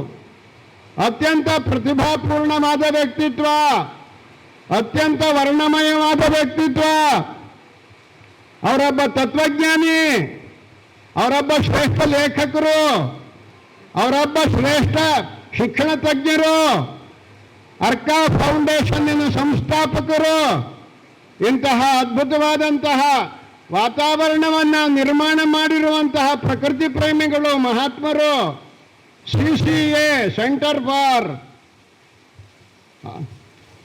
CCA ಅನ್ನುವಂತಹ ವಿಶೇಷವಾದಂತಹ ಅಂತರ್ಧ್ಯಾನ ಕೇಂದ್ರವನ್ನು ಜಗತ್ತಿನಾದ್ಯಂತ ಮಾಡಿರುವಂತಹ ಮಹಾತ್ಮರು. ಅರ್ಕಧ್ಯಾನ ಅನ್ನುವಂತಹ ಒಂದು ವಿಶೇಷ ಧ್ಯಾನದ ಪ್ರತಿಪಾದಕರವರು. ಮಾನವ ಕಲ್ಯಾಣಕ್ಕೆ ಬೇಕಾಗುವಂತಹ ಬಗೆ ಬಗೆಯ ಕಾರ್ಯಕ್ರಮಗಳನ್ನು ಏರ್ಪಾಡು ಮಾಡುವಂತಹ ಮಹನೀಯರು. ಇಷ್ಟೆಲ್ಲ ಮಹಿಮೆ ಒಬ್ಬರಲ್ಲೇ ಇರಬಹುದಾ ಅಂತ ಕೇಳಿದ್ರೆ ಶ್ರೀನಿವಾಸ ಅರಕರನ್ನು ನೋಡಿಯೇ ತಿಳಿಬೇಕು. ನಮ್ಮ ಬದುಕಿನ ಪುಣ್ಯ ವಿಶೇಷಗಳು ಅಂತಾರಾಷ್ಟ್ರೀಯ ಮಟ್ಟದಲ್ಲಿ ಭರತಖಂಡದ ಕೀರ್ತಿಯನ್ನ ಎತ್ತಿ ಹಿಡಿತಾ ಇದ್ದಾರಲ್ಲ, ಯೋಗದ ಕೀರ್ತಿಯನ್ನ ಎತ್ತಿ ಹಿಡಿತಾ ಇದ್ದಾರಲ್ಲ, ಜಗತ್ತಿನ ಮಟ್ಟದಲ್ಲಿ ಇದರ ಮಹಿಮೆ ಏನು ಅಂತ ಜಗತ್ತಿನಾದ್ಯಂತ ಯೋಗದ ಧ್ಯಾನದ ಮಹಿಮೆಯನ್ನು ತಿಳಿಸಿಕೊಡ್ತಾ ಇದ್ದಾರಲ್ಲ. ಅವರ ಹುಟ್ಟುಹಬ್ಬದಲ್ಲಿ ಪಾಲ್ಗೊಂಡಿದ್ದು ಎಲ್ಲರಿಗೂ ಆನಂದವನ್ನು ಉಂಟು ಮಾಡಿದ ವಿಷಯ. ಅವರು 100 ವರ್ಷ ಬದುಕಲಿ, ನಾಡು ನುಡಿಗಳನ್ನು, ಯೋಗವನ್ನು, ಧ್ಯಾನವನ್ನು, ಭರತಖಂಡದ ಮಹಿಮೆಯನ್ನು ಎತ್ತಿ ಹಿಡಿತಾ ಇರಲಿ ಅಂತ ತಮ್ಮೆಲ್ಲರ ಪರವಾಗಿ ಅವರಿಗೆ 100 ವರ್ಷದ ಆಯುಷ್ಯವನ್ನು ಹಾರೈಸ್ತಾ ಇದ್ದೇನೆ. ಶತಮಾನಂ ಭವತಿ ಶತಾಯು ಪುರುಷ ಶತೇಂದ್ರಿಯ ಆಯುಷ್ಯವೇಂದ್ರಿಯೇ ಪ್ರತಿಷ್ಠತೆ. ಆತ್ಮಬಂಧುಗಳೇ, ನನಗೆ 20 ನಿಮಿಷದ ಅವಕಾಶ ಕೊಟ್ಟಿದ್ದಾರೆ. ನಾನು ಏನು ಮಾಡಬೇಕು ಇವಾಗ ಅಂದರೆ, ನಮ್ಮ ಸನಾತನ ಸಂಸ್ಕೃತಿ ಇದೆಯಲ್ಲ, ಭಾರತೀಯ ಸಂಸ್ಕೃತಿ ಅಂತ ಕರಿತೀವಿ, ಹಿಂದೂ ಸಂಸ್ಕೃತಿ ಅಂತ ಕರಿತೀವಿ, ಅದರ ಮಹಿಮಾ ವಿಶೇಷಗಳನ್ನು ಹೇಳಬೇಕು. 20 ನಿಮಿಷದಲ್ಲಿ ಹೇಳೋದು ಬಹಳ ಕಷ್ಟ. ಆದರೂ ಸಮಯದ ಕೊರತೆ ಇರೋದ್ರಿಂದ ಸಂಗ್ರಹವಾಗಿ ತಮ್ಮ ಮುಂದೆ ಇಡ್ತೀನಿ. ನಮ್ಮ ಸಂಸ್ಕೃತಿ ಇದೆಯಲ್ಲ, ಸಂಸ್ಕೃತಿ ಅಂದರೆ ಗುಣಾಧಾನ, ದೋಷ ವಿಸರ್ಜನ. ಗುಣವನ್ನು ಇಡೋದು, ಗುಣಗಳನ್ನು ಜೋಡಿಸೋದು, ದೋಷವನ್ನು ತೆಗೆದುಹಾಕ್ಬಿಡೋದು. ಅದಕ್ಕೆ ಸಂಸ್ಕೃತಿ ಅಂತ ಹೆಸರು. ನಮ್ಮ ಸಂಸ್ಕೃತಿ ಹಾಗೆ ಸನಾತನ ಕಾಲದಿಂದಲೂ ನಡ್ಕೊಂಡು ಬಂದಿದೆ. ಸನಾತನ ಅಂದರೆ ಯಾವ ಸಂಸ್ಕೃತಿಗೆ ಒಂದು ಆರಂಭ ಅಂತಲೂ ಇಲ್ವೋ, ಯಾವ ಸಂಸ್ಕೃತಿಗೆ ಒಂದು ನಾಶ ಅಂತಲೂ ಇಲ್ವೋ ಅಂತಹ ಸಂಸ್ಕೃತಿಗೆ ಸನಾತನ ಅಂತ ಹೆಸರು. ನಮ್ಮ ಭಾರತೀಯ ಸಂಸ್ಕೃತಿಗೆ ಯಾವತ್ತು ಹುಟ್ಟುತ್ತಪ್ಪ ಗೊತ್ತಿಲ್ಲ, ಅಷ್ಟು ಹಳೇದು. ಜಗತ್ತು ಯಾವತ್ತು ಹುಟ್ಟುತ್ತೋ ಆವತ್ತೇ ಸನಾತನ ಸಂಸ್ಕೃತಿಯು ಹುಟ್ಟುಕೊಳ್ತು.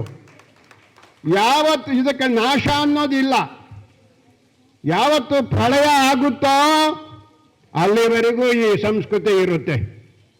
ಪ್ರಳಯದ ಮಾತು ಆಗಾಗ ಬರ್ತಾ ಇರುತ್ತೆ. ಸ್ವಾಮಿ ವಿವೇಕಾನಂದರ ಕಾಲದಲ್ಲೂ ಬಂದಿತ್ತು. ಒಬ್ಬ ಭಕ್ತ ಬಂದ, ವಿವೇಕಾನಂದರನ್ನು ಕೇಳ್ದ, ಮಹಾರಾಜ್ ಪ್ರಳಯ ಆಗುತ್ತಂತಲ್ಲ ಮಹಾರಾಜ್, ಯಾವಾಗ ಮಹಾರಾಜ್ ಅಂದ. ಅದು ಇವಾಗ ಆಗೋದಲ್ಲ ಕಣಪ್ಪ ಅಂದ್ರು ವಿವೇಕಾನಂದರು. ಮತ್ಯಾವಾಗ ಆಗುತ್ತೆ ಮಹಾರಾಜ್ ಅಂದ. ನೋಡಪ್ಪ, ಈ ಸನಾತನ ಹಿಂದೂ ಸಂಸ್ಕೃತಿ ಈ ನೆಲದ ಮೇಲೆ ಇರುವವರೆಗೆ ಪ್ರಳಯ ಆಗೋಲ್ಲ. ಯಾವಾಗ ಈ ಸಂಸ್ಕೃತಿ ಅಳಿಸಿ ಹೋಗ್ತದೋ ಆವತ್ತು ಜಗತ್ತೇ ಇರೋಲ್ಲ, ಪ್ರಳಯ ಆಗಿಬಿಡ್ತದೆ. ಇಡೀ ಜಗತ್ತನ್ನೇ ಹಿಡಿದಿಟ್ಕೊಂಡಿರ್ತಕ್ಕಂತಹ ಸಂಸ್ಕೃತಿ ನಮ್ಮ ಸನಾತನ ಹಿಂದೂ ಸಂಸ್ಕೃತಿ. ಯಾರೋ ಒಬ್ರು ಸ್ಥಾಪನೆ ಮಾಡಿದ್ದಲ್ಲ.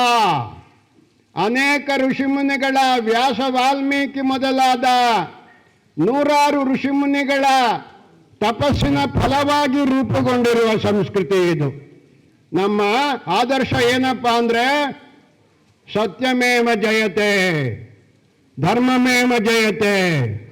ಇದೇ ನಮ್ಮ ಋಷಿಮುನಿಗಳು ಪ್ರತಿಪಾದನೆ ಮಾಡಿರುವಂತಹ ಮೌಲ್ಯ. ಯೋಗಿ ಅರ್ಕ ಅವರು ಒಂದು ಕಡೆ ಬರೀತಾರೆ, ಆಧ್ಯಾತ್ಮಿಕವಾಗಿ ಮನುಷ್ಯನು ಮುಂದುವರಿದಷ್ಟು ಅವನ ಪ್ರಜ್ಞೆ ವಿಕಾಸವಾಗುತ್ತದೆ. ಆ ಪ್ರಜ್ಞೆ ವಿಕಾಸವಾದಂತೆ ಮನುಷ್ಯನು ಭಯ, ದುಃಖ ಮತ್ತು ಕಷ್ಟಗಳನ್ನು ದಾಟುತ್ತಾನೆ ಅಂತ ಬರೀತಾರೆ. ಏನಾದರೂ ತಾತ್ಪರ್ಯ ಅಂದರೆ ಭಾರತೀಯ ಸಂಸ್ಕೃತಿ ಹೇಳುತ್ತೆ, ನೀನು ಯಾರು ಅಂತ ವಿಚಾರ ಮಾಡಪ್ಪ, ನಾನು ಯಾರು? ಒಂದೇ ಪ್ರಶ್ನೆ ನಮ್ಮ ಸಂಸ್ಕೃತಿಯಲ್ಲಿ. ನಾನು ಈ ದೇಹ ಮಾತ್ರವೇ ಅಲ್ಲ, ನಾನು ದೇಹಾತೀತನಾಗಿದ್ದೇನೆ, ನಾನು ವಿದೇಹಿಯಾಗಿದ್ದೇನೆ. ನಾನು ಈ ಮನುಷ್ಯ ಜನ್ಮಕ್ಕೆ ಬರುವ ಮುನ್ನ ಎಲ್ಲಿದ್ದೆ? ಏನು ಕಾರಣವಾಯಿತು ನಾನು ಇಲ್ಲಿಗೆ ಬರೋದಕ್ಕೆ? ಬಂದಾಗ ನಾನು ಏನು ಮಾಡಬೇಕಾಗಿದೆ? ನನ್ನ ಕರ್ತವ್ಯವೇನು? ದೇವರು ಅಂತಾರಲ್ಲ, ನನಗೂ ದೇವ್ರಿಗೂ ಏನು ಸಂಬಂಧ? ಇಲ್ಲೆಲ್ಲ ಇಷ್ಟೆಲ್ಲ ಜೀವರಾಶಿಗಳಿದ್ದಾರಲ್ಲ, ಅವ್ರಿಗೂ ನನಗೂ ಏನು ಸಂಬಂಧ? ನಾನು ಸದಾಕಾಲ ಇಲ್ಲೇ ಇರ್ತೀನೋ ಅಥವಾ ಇಲ್ಲಿಂದ ಎಲ್ಲಿಗಾರು ಪ್ರಯಾಣ ಮಾಡಬೇಕು?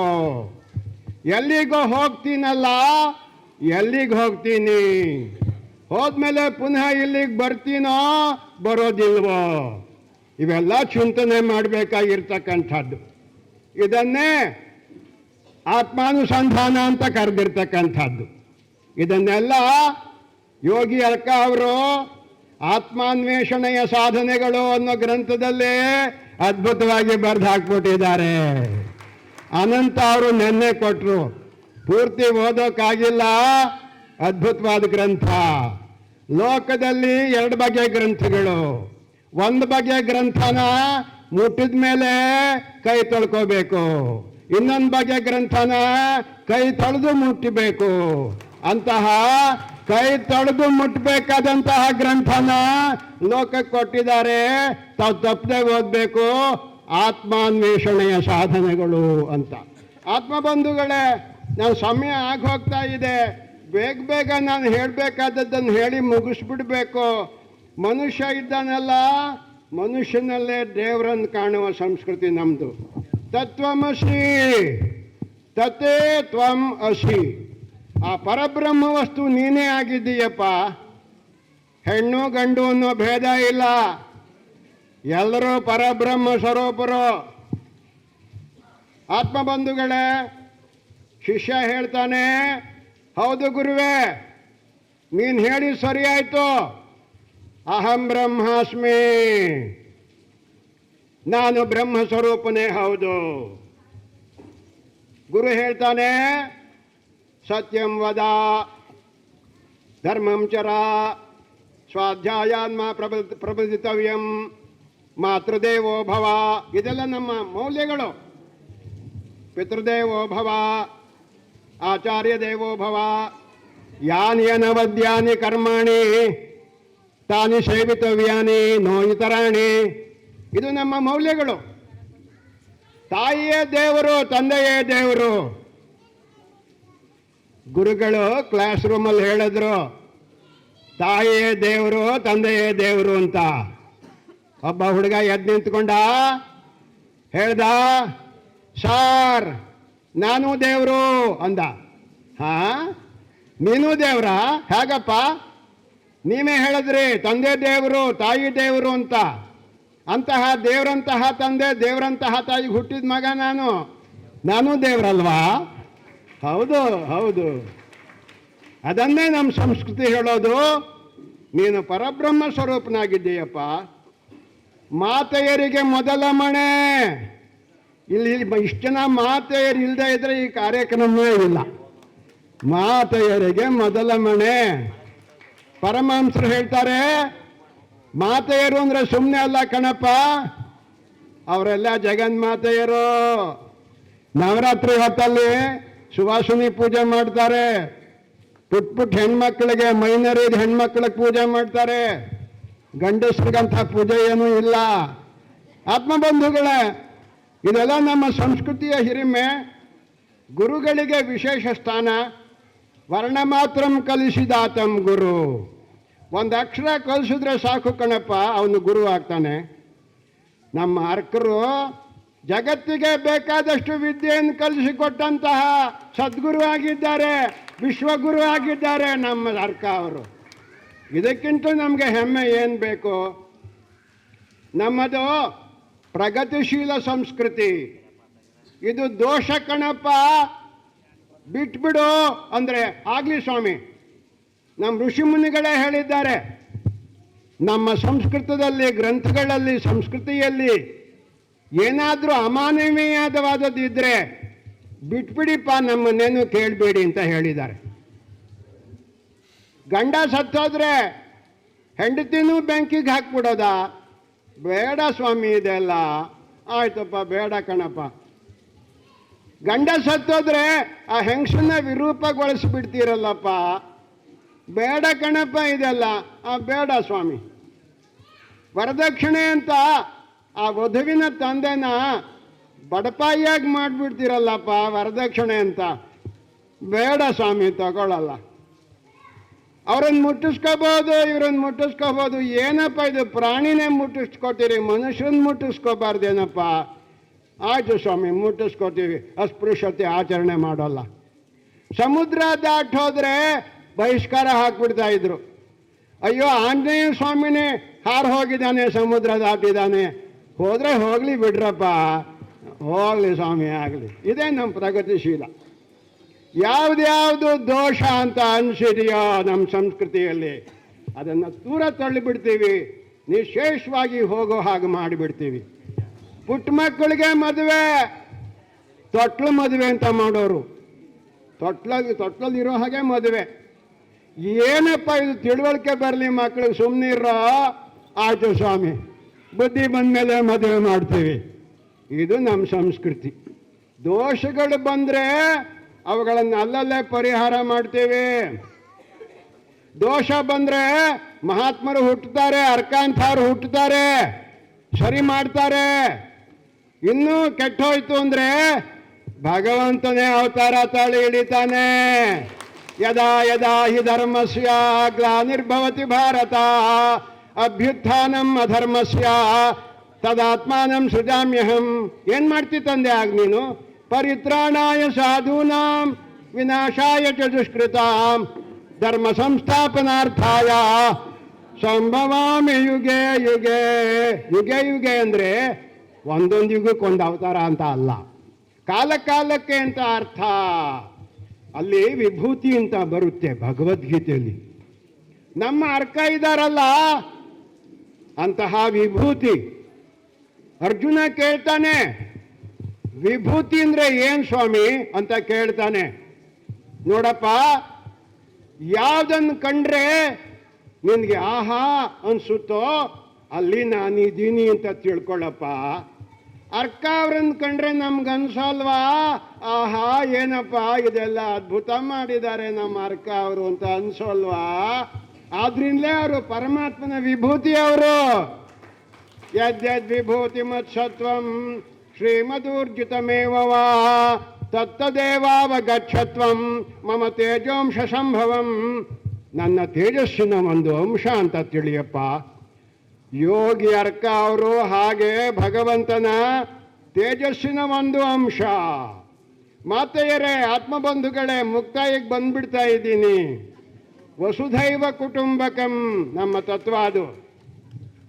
ಇಡೀ ಜಗತ್ತೇ ನಮ್ಮ ಬಂಧುತ್ವ. ಅವರು ಇವರು ಅಂತ ಅಲ್ಲ, ಎಲ್ಲರನ್ನೂ ನಮ್ಮವರು ಅಂತ ಕಾಣುವಂತಹ, ಜಗತ್ತೇ ನಮ್ಮದು ಅಂತ ಅಪ್ಪಿಕೊಳ್ಳುವಂತಹ ಸಂಸ್ಕೃತಿ. ಕುವೆಂಪು ಹೇಳ್ತಾರಲ್ಲ,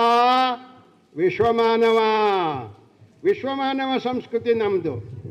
ಒಳ್ಳೆಯದನ್ನು ಮಾಡು ಅಂತ ಬಾಲ್ಯದಿಂದಲೂ ಹೇಳ್ಕೊಂಡೇ ಬಂದಿದ್ದಾರೆ. ಅದು ಒಂದು ಹೇಳಿ ಮುಕ್ತಾಯ ಮಾಡಿಬಿಡ್ತೀನಿ. 1400ರ ಹಂಪೆಯ ಶಾಸನ, ಲಕ್ಷ್ಮೀಧರ ಅಮಾತ್ಯ ಅನ್ನೋನು ಬರೆಸಿರುವ ಶಾಸನ, ಕೊರೆಸಿರುವ ಶಾಸನ. ಅದರಲ್ಲಿ ಏನು ಬರೆಸ್ತಾನೆ? ನನ್ನ ತಾಯಿ ನಾನು ಹಸುಗೂಸಾಗಿದ್ದಾಗ ಎದೆ ಹಾಲು ಕುಡಿಯೋ ಹೊತ್ತಲ್ಲಿ ನನಗೆ ಒಳ್ಳೊಳ್ಳೆ ಮಾತು ಹೇಳ್ತಾ ಇದ್ಲು. ಹಾಲು ಕುಡಿಸ್ತಾ ಇದ್ದಾಳೆ, ಕಿವಿಲಿ ಒಳ್ಳೊಳ್ಳೆ ಮಾತು ಹೇಳ್ತಾ ಇದ್ದಾಳೆ. ಏನು ಹೇಳ್ತಾ ಇದ್ದಾಳೆ? ಮಗುವೇ, ಕೆರೆ ಕಟ್ಸು, ಬಾವಿ ತೋಡ್ಸು, ದೇವಸ್ಥಾನಗಳನ್ನು ಮಾಡಿಸು, ಯಾರಾದರೂ ಬಂಧನಕ್ಕೆ ಸಿಕ್ಕಾಕೊಂಡಿದ್ರೆ ಅವರನ್ನು ಬಂಧನದಿಂದ ಬಿಡಿಸು, ನಿನ್ನನ್ನು ಯಾರು ನಂಬ್ಕೊಂಡಿರ್ತಾರೋ ಅವ್ರ ಕೈ ಬಿಡಬೇಡ, ನಿನ್ನ ಗೆಳೆಯರಿಗೆ ಒಳ್ಳೆಯದು ಮಾಡು, ಸಜ್ಜನರನ್ನು ಕಾಪಾಡು. ಆ ಮಗುಗೆ ಏನು ಗೊತ್ತಾಗೋಲ್ಲ, ಹಾಲು ಕುಡಿಯೋ ಮಗು ಅದು. ಆದ್ರೂ ಆ ಹೊತ್ತಿನಲ್ಲೇ ಒಳ್ಳೊಳ್ಳೆ ಮಾತು ಹೇಳಬೇಕು. ಕೆರೆಯಂ ಕಟ್ಟಿಸೋ, ಬಾವಿಯಂ ಸವೆಸೋ, ದೇವಾಗಾರಮಂ ಮಾಡಿಸೋ, ಅಜ್ಜರಯೋ ಸಿಲ್ಕಿದ ಅನಾಥರಂ ಬಿಡಿಸೋ, ಮಿತ್ರರ್ಗೆ ಇಂಬುಕೈ ನಂಬಿದವರ್ಗೆ ಎರೆಬಟ್ಟಾಗಿರೋ, ಶಿಷ್ಟರಂ ಪೊರೆ ಎನ್ನುತ್ತೆ ಇಂತೆಲ್ಲಮಂ ತಾನೆರೆದಳ್ ಪಾಲೆರೆ ಒಂದು ತೊಟ್ಟು ಕಿವಿಯೋಳ್ ಲಕ್ಷ್ಮೀಧರ ಮಾತ್ಯನ. ಅಮಾತ್ಯ ಹೇಳ್ತಾನೆ, ನನ್ನ ತಾಯಿ ಇಂತಹ ಒಳ್ಳೆ ಮಾತು ಹೇಳಿದ್ರಿಂದ ನಾನು ವಿಜಯನಗರ ಸಾಮ್ರಾಜ್ಯದ ಅಮಾತ್ಯನಾದೆ ಅಂತ ಹೇಳ್ತಾನೆ. ಅಂತಹ ಸಂಸ್ಕೃತಿ ನಮ್ಮದು. ಎಳವಿಯಿಂದಲೇ ಒಳ್ಳೊಳ್ಳೆ ಮಾತುಗಳನ್ನು ಹೇಳೋದು. ನೀತಿ ಸಾಹಿತ್ಯನೇ ಬೇಕಾದಷ್ಟಿದೆ. ಧರ್ಮಾರ್ಥ ಕಾಮ ಮೋಕ್ಷಗಳ ಎಲೆಗಟ್ಟಿನ ಮೇಲೆ ನಮ್ಮ ಸಂಸ್ಕೃತಿ ನಿರ್ಮಾಣ ಆಗಿದೆ. ಆತ್ಮಬಂಧುಗಳೇ, ಇಂತಹ ಒಂದು ವಿಶಿಷ್ಟವಾದ ಚಿರಸ್ಮರಣೀಯವಾದ ಕಾರ್ಯಕ್ರಮಕ್ಕೆ ನನ್ನನ್ನು ಅನಂತ ಕರ್ಕೊಂಡು ಬಂದರು. ಅವ್ರಿಗೂ ನಮಸ್ಕಾರ ಹೇಳ್ತೀನಿ. ತಾವೆಲ್ಲ ಶಾಂತಚಿತ್ತರಾಗಿ ನನ್ನ ಮಾತುಗಳನ್ನು ಆಲಿಸಿದ್ರಿ, ನಿಮಗೂ ನಮಸ್ಕಾರ ಹೇಳ್ತೀನಿ. ಅರ್ಕ ಅವರು 100 ವರ್ಷ ಇರಲಿ, ಈ ಕಾರ್ಯ ಮಾಡ್ಕೊಂಡು ಹೋಗಲಿ ಅಂತ ಅವ್ರಿಗೆ ಕೋಟಿ ಕೋಟಿ ನಮಸ್ಕಾರಗಳನ್ನು ಹೇಳ್ತಾ ನನ್ನ ಮಾತುಗಳನ್ನು ಮುಕ್ತಾಯ ಮಾಡ್ತಾ ಇದ್ದೇನೆ. ಭಾರತ್ ಮಾತಾ ಕೇ, ಭಾರತ್ ಮಾತಾ ಕೇ, ಭಾರತ್ ಮಾತಾ ಕೇ. ವಂದೇ ವಂದೇ ವಂದೇ. ಈಗ ಕಾರ್ಯಕ್ರಮದ ಪ್ರಮುಖ ಘಟ್ಟ ಯೋಗಿ ಶ್ರೀ ಶ್ರೀನಿವಾಸ ಅರ್ಕ ಅವರ ಪ್ರಜ್ಞಾ ಪದರಗಳು ಎಂಬ ಗ್ರಂಥದ ಲೋಕಾರ್ಪಣೆ ಸಮಾರಂಭ. ಎಲ್ಲ ಅತಿಥಿ ಅಭ್ಯಾಗತರು ಈ ಕಾರ್ಯವನ್ನು ನಿರ್ವಹಿಸಿಕೊಡ್ಬೇಕು ಅಂತ ವಿನಂತಿಸಿಕೊಳ್ಳುತ್ತೇನೆ.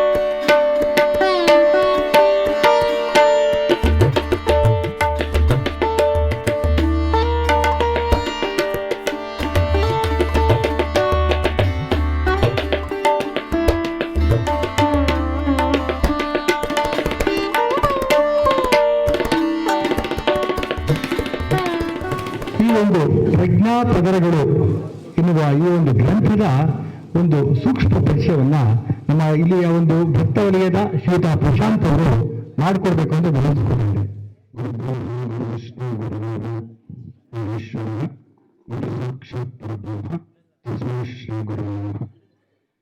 ಶ್ರೀನಿವಾಸ ನಮಸ್ಕರಿಸುತ್ತಾ ಎಲ್ಲ ಹಿರಿಯರಿಗೂ ಸಹ ನಮಸ್ಕಾರ. ಇವತ್ತು ಒಂದು ಅದ್ಭುತವಾದ ಸುಮಧುರವಾದ ಮತ್ತೆ ನೆನಪಿಡಬೇಕಾದಂತಹ ಒಂದು ಕಾರ್ಯಕ್ರಮ. ಇದು ಯೋಗಿ ಶ್ರೀನಿವಾಸ ಸರ್ಕಾರ ಅವರ ಜನ್ಮದಿನಾಚರಣೆ ಜೊತೆಗೆ ಅವರ ಅತ್ಯಂತ ಪ್ರಸಿದ್ಧವಾದ ಸಾವಿರಾರು ಜನರ ಮನಸ್ ಪರಿವರ್ತನೆಗೆ ಕಾರಣವಾಗಿರುವಂತಹ ಪ್ರಜ್ಞಾಪದರಗಳು ಅನ್ನುವಂಥ ಅಮೋಘವಾದಂಥ ಪುಸ್ತಕದ ಲೋಕಾರ್ಪಣೆ. ಈ ಪುಸ್ತಕ ಕನ್ನಡ ಭಾಷೆಗೆ ಈಗ ತರ್ಜುಮೆಗೊಂಡು ಇನ್ನು ಲೋಕಾರ್ಪಣೆಗೊಳ್ತಾ ಇದೆ. ಈ ಪುಣ್ಯಭೂಮಿಯಲ್ಲಿ ಇದೊಂದು ಪುಣ್ಯಭೂಮಿ. ಯೋಗಿ ಶ್ರೀನಿವಾಸ ಸರ್ಕಾರ ಅವರು ದಶಕಗಳ ಕಾಲ ಈ ಪುಣ್ಯಭೂಮಿಯಲ್ಲಿ ಧ್ಯಾನ ಮಾಡಿ ಯೋಗ ಸಿದ್ಧಿ ಸಂಪಾದಿಸಿರುವಂತಹ ಅದ್ಭುತವಾದಂತಹ ಕ್ಷೇತ್ರ. ಇಂತಹ ಕ್ಷೇತ್ರಕ್ಕೆ ಬರೋದಕ್ಕೆ ನಿಮ್ಗೆಲ್ಲ ಅವಕಾಶ ಆಗಿದೆ, ಅದಕ್ಕೆ ನೀವು ಕೃತಜ್ಞರಾಗಿರ್ಬೇಕು. ಈ ಪ್ರಜ್ಞಾಪದಗಳು ಮೊದಲು ಬಿಡುಗಡೆಗೊಂಡಿದ್ದು ಲಂಡನ್ನಲ್ಲಿ. ಪ್ರಜ್ಞಾಪದಗಳ ಇಂಗ್ಲಿಷ್ ವರ್ತನೆ ಬಿಕಮಿಂಗ್ ಇನ್ಸ್ಪೈರ್ಡ್ ಅಂತ. ಅದು ಅಲ್ಲಿನ ಸಂಸತ್ನಲ್ಲಿ ಅತ್ಯಂತ ಹೆಚ್ಚಿನ ಜನಸಂದಣಿಯಲ್ಲಿ ದೊಡ್ಡ ದೊಡ್ಡ ರಾಜಕಾರಣಿಗಳ ಮತ್ತು ಸೇವಾಕರ್ತರ ಮುಖಾಂತರ ಅದು ಲೋಕಾರ್ಪಣೆಗೊಂಡು ಯೋಗಿ ಶ್ರೀನಿವಾಸ ಸರ್ಕಾರ ಅವರು ಇದನ್ನು ಕನ್ನಡಕ್ಕೆ ತರಬೇಕು ಅಂತ ಅವರು ತುಂಬಾ ಆಸೆ ಇತ್ತು, ದಶಕಗಳ ಆಸೆ. ಹಾಗಾಗಿ ಈ ಪುಸ್ತಕವನ್ನ ಈಗ ಲೋಕಾರ್ಪಣೆಗೊಳಿಸ್ತಾ ಇದ್ದೀವಿ. ಪುಸ್ತಕದ ಹೆಸರು ಪ್ರಜ್ಞಾಪದಗಳು. ಈ ಪುಸ್ತಕವನ್ನ ಕನ್ನಡಕ್ಕೆ ತರ್ಜುಮೆ ಮಾಡಿದವರು ಮೈಸೂರು ಆಯುರ್ವೇದ ಕಾಲೇಜಿನ ನಿವೃತ್ತ ಪ್ರಾಚಾರ್ಯರಾಗಿದ್ದ ನಾಡುಕಂಡ ಇಂಡಿಯಾ ಆಯುರ್ವೇದ ವೈದ್ಯರಾದಂಥ ಡಾಕ್ಟರ್ ಕೆ ಸತ್ಯನಾರಾಯಣ ಭಟ್ರು. ಇವತ್ತು ಅವರು ಬರ್ಲಿಕ್ಕಾಗಲಿಲ್ಲ, ಕಾರಣಾಂತರಗಳಿಂದ ಅವರು ಸ್ವಲ್ಪ ಅನಾರೋಗ್ಯ ಕಾರಣಕ್ಕೆ ನಾವು ಪ್ರಯತ್ನ ಪಟ್ವಿ, ಹಾಗಾಗಿ ಬರ್ಲಿಕ್ಕಾಗಲಿಲ್ಲ. ಈ ಪ್ರಜ್ಞಾಪದಗಳು ಅನ್ನೋ ಪದವನ್ನು ಕೇಳಿಸಿದ್ರೆ ಏನು ಅನ್ಸುತ್ತೆ? ನಮ್ಮಲ್ಲೊಂದು ಪ್ರಜ್ಞೆ ಜಾಗೃತಿ ಆಗುತ್ತೆ. ನಿಮ್ಗೆ ಈಗ ಎಲ್ರಿಗೂ ಗೊತ್ತು, ಇದು AI ಯುಗ, ಅಂದ್ರೆ ಆರ್ಟಿಫಿಷಿಯಲ್ ಇಂಟೆಲಿಜೆನ್ಸ್ ಅಂತ. ಅದು ಪದನೇ ಹೇಳುತ್ತೆ ಆರ್ಟಿಫಿಷಿಯಲ್ ಅಂತ. ಬಟ್ ಯೋಗಿಜಿ ಸ್ಪೆಷಾಲಿಟಿ ಏನು ಅಂದ್ರೆ ಇಂಟ್ಯೂಟಿವ್ ಇಂಟೆಲಿಜೆನ್ಸ್. ನಾವು ಯಾವುದೋ ಹೊರಗಿನ ಬಗ್ಗೆ, ಯಾವುದೋ ಮೆಷಿನ್ ಲರ್ನಿಂಗ್ ಬಗ್ಗೆ ಆಲ್ರೆಡಿ ಅದರ ಹೆಸರು ಹೇಳುತ್ತೆ ಆರ್ಟಿಫಿಷಿಯಲ್ ಅಂತ. ನಿಮ್ಗೆ ಆರ್ಟಿಫಿಷಿಯಲ್ ಹೆಸರು ಏನಂತೆ? ಏನು ಕೃತಕತೆ ಅಂತ ಅನ್ಸುತ್ತಲ್ಲ. ಬಟ್ ಇದು ಇಂಟ್ಯೂಟಿವ್ ಇಂಟೆಲಿಜೆನ್ಸ್. ನೀವು ನಿಮ್ಮ ಅಂತಃಸತ್ವವನ್ನ ನೀವೇನಾದ್ರು ಅರಿಬೇಕು ಅಂತಂದ್ರೆ ನೀವು ಪ್ರಜ್ಞಾಪದಗಳು ಅನ್ನೋ ಪುಸ್ತಕವನ್ನ ಓದಲೇಬೇಕು. ಪ್ರಜ್ಞಾಪದಗಳು ಸಿಗುತ್ತೆ ನಿಮಗೆಲ್ಲ, ನೀವು ಖರೀದಿಸಬಹುದು. ಇಷ್ಟು ಅವಕಾಶ ಕೊಟ್ಟಿದ್ದಕ್ಕೆ ನನಗೆ ನಮಸ್ಕಾರ. ಈಗ ಅನೇಕ ಕಾರಣಗಳಿಂದ ಶ್ರೀ ಸೋಮಶೇಖರ್ ಸ್ವಾಮೀಜಿ ಅವರು ಸ್ವಲ್ಪ ಅವರಿಗೆ ಆರೋಗ್ಯ ಸರಿಯಿಲ್ಲ, ಅವರು ನಿರ್ಗಮಿಸ್ತಾ ಇದ್ದಾರೆ. ಅವರಿಗೆ ನಾವೆಲ್ಲ ಬೀಳ್ಕೊಡ್ಬೇಕಾಗಿರುವಂತಹ ಒಂದು ಸಂದರ್ಭ. ಅವರಿಗೆ ನಮ್ಮ ಅರ್ಕಾ ಫೌಂಡೇಶನ್ ಅವರಿಗೆ ಗೌರವ ಸಮರ್ಪಣೆಯನ್ನ ಮಾಡ್ತಾ ಇದ್ದೇವೆ.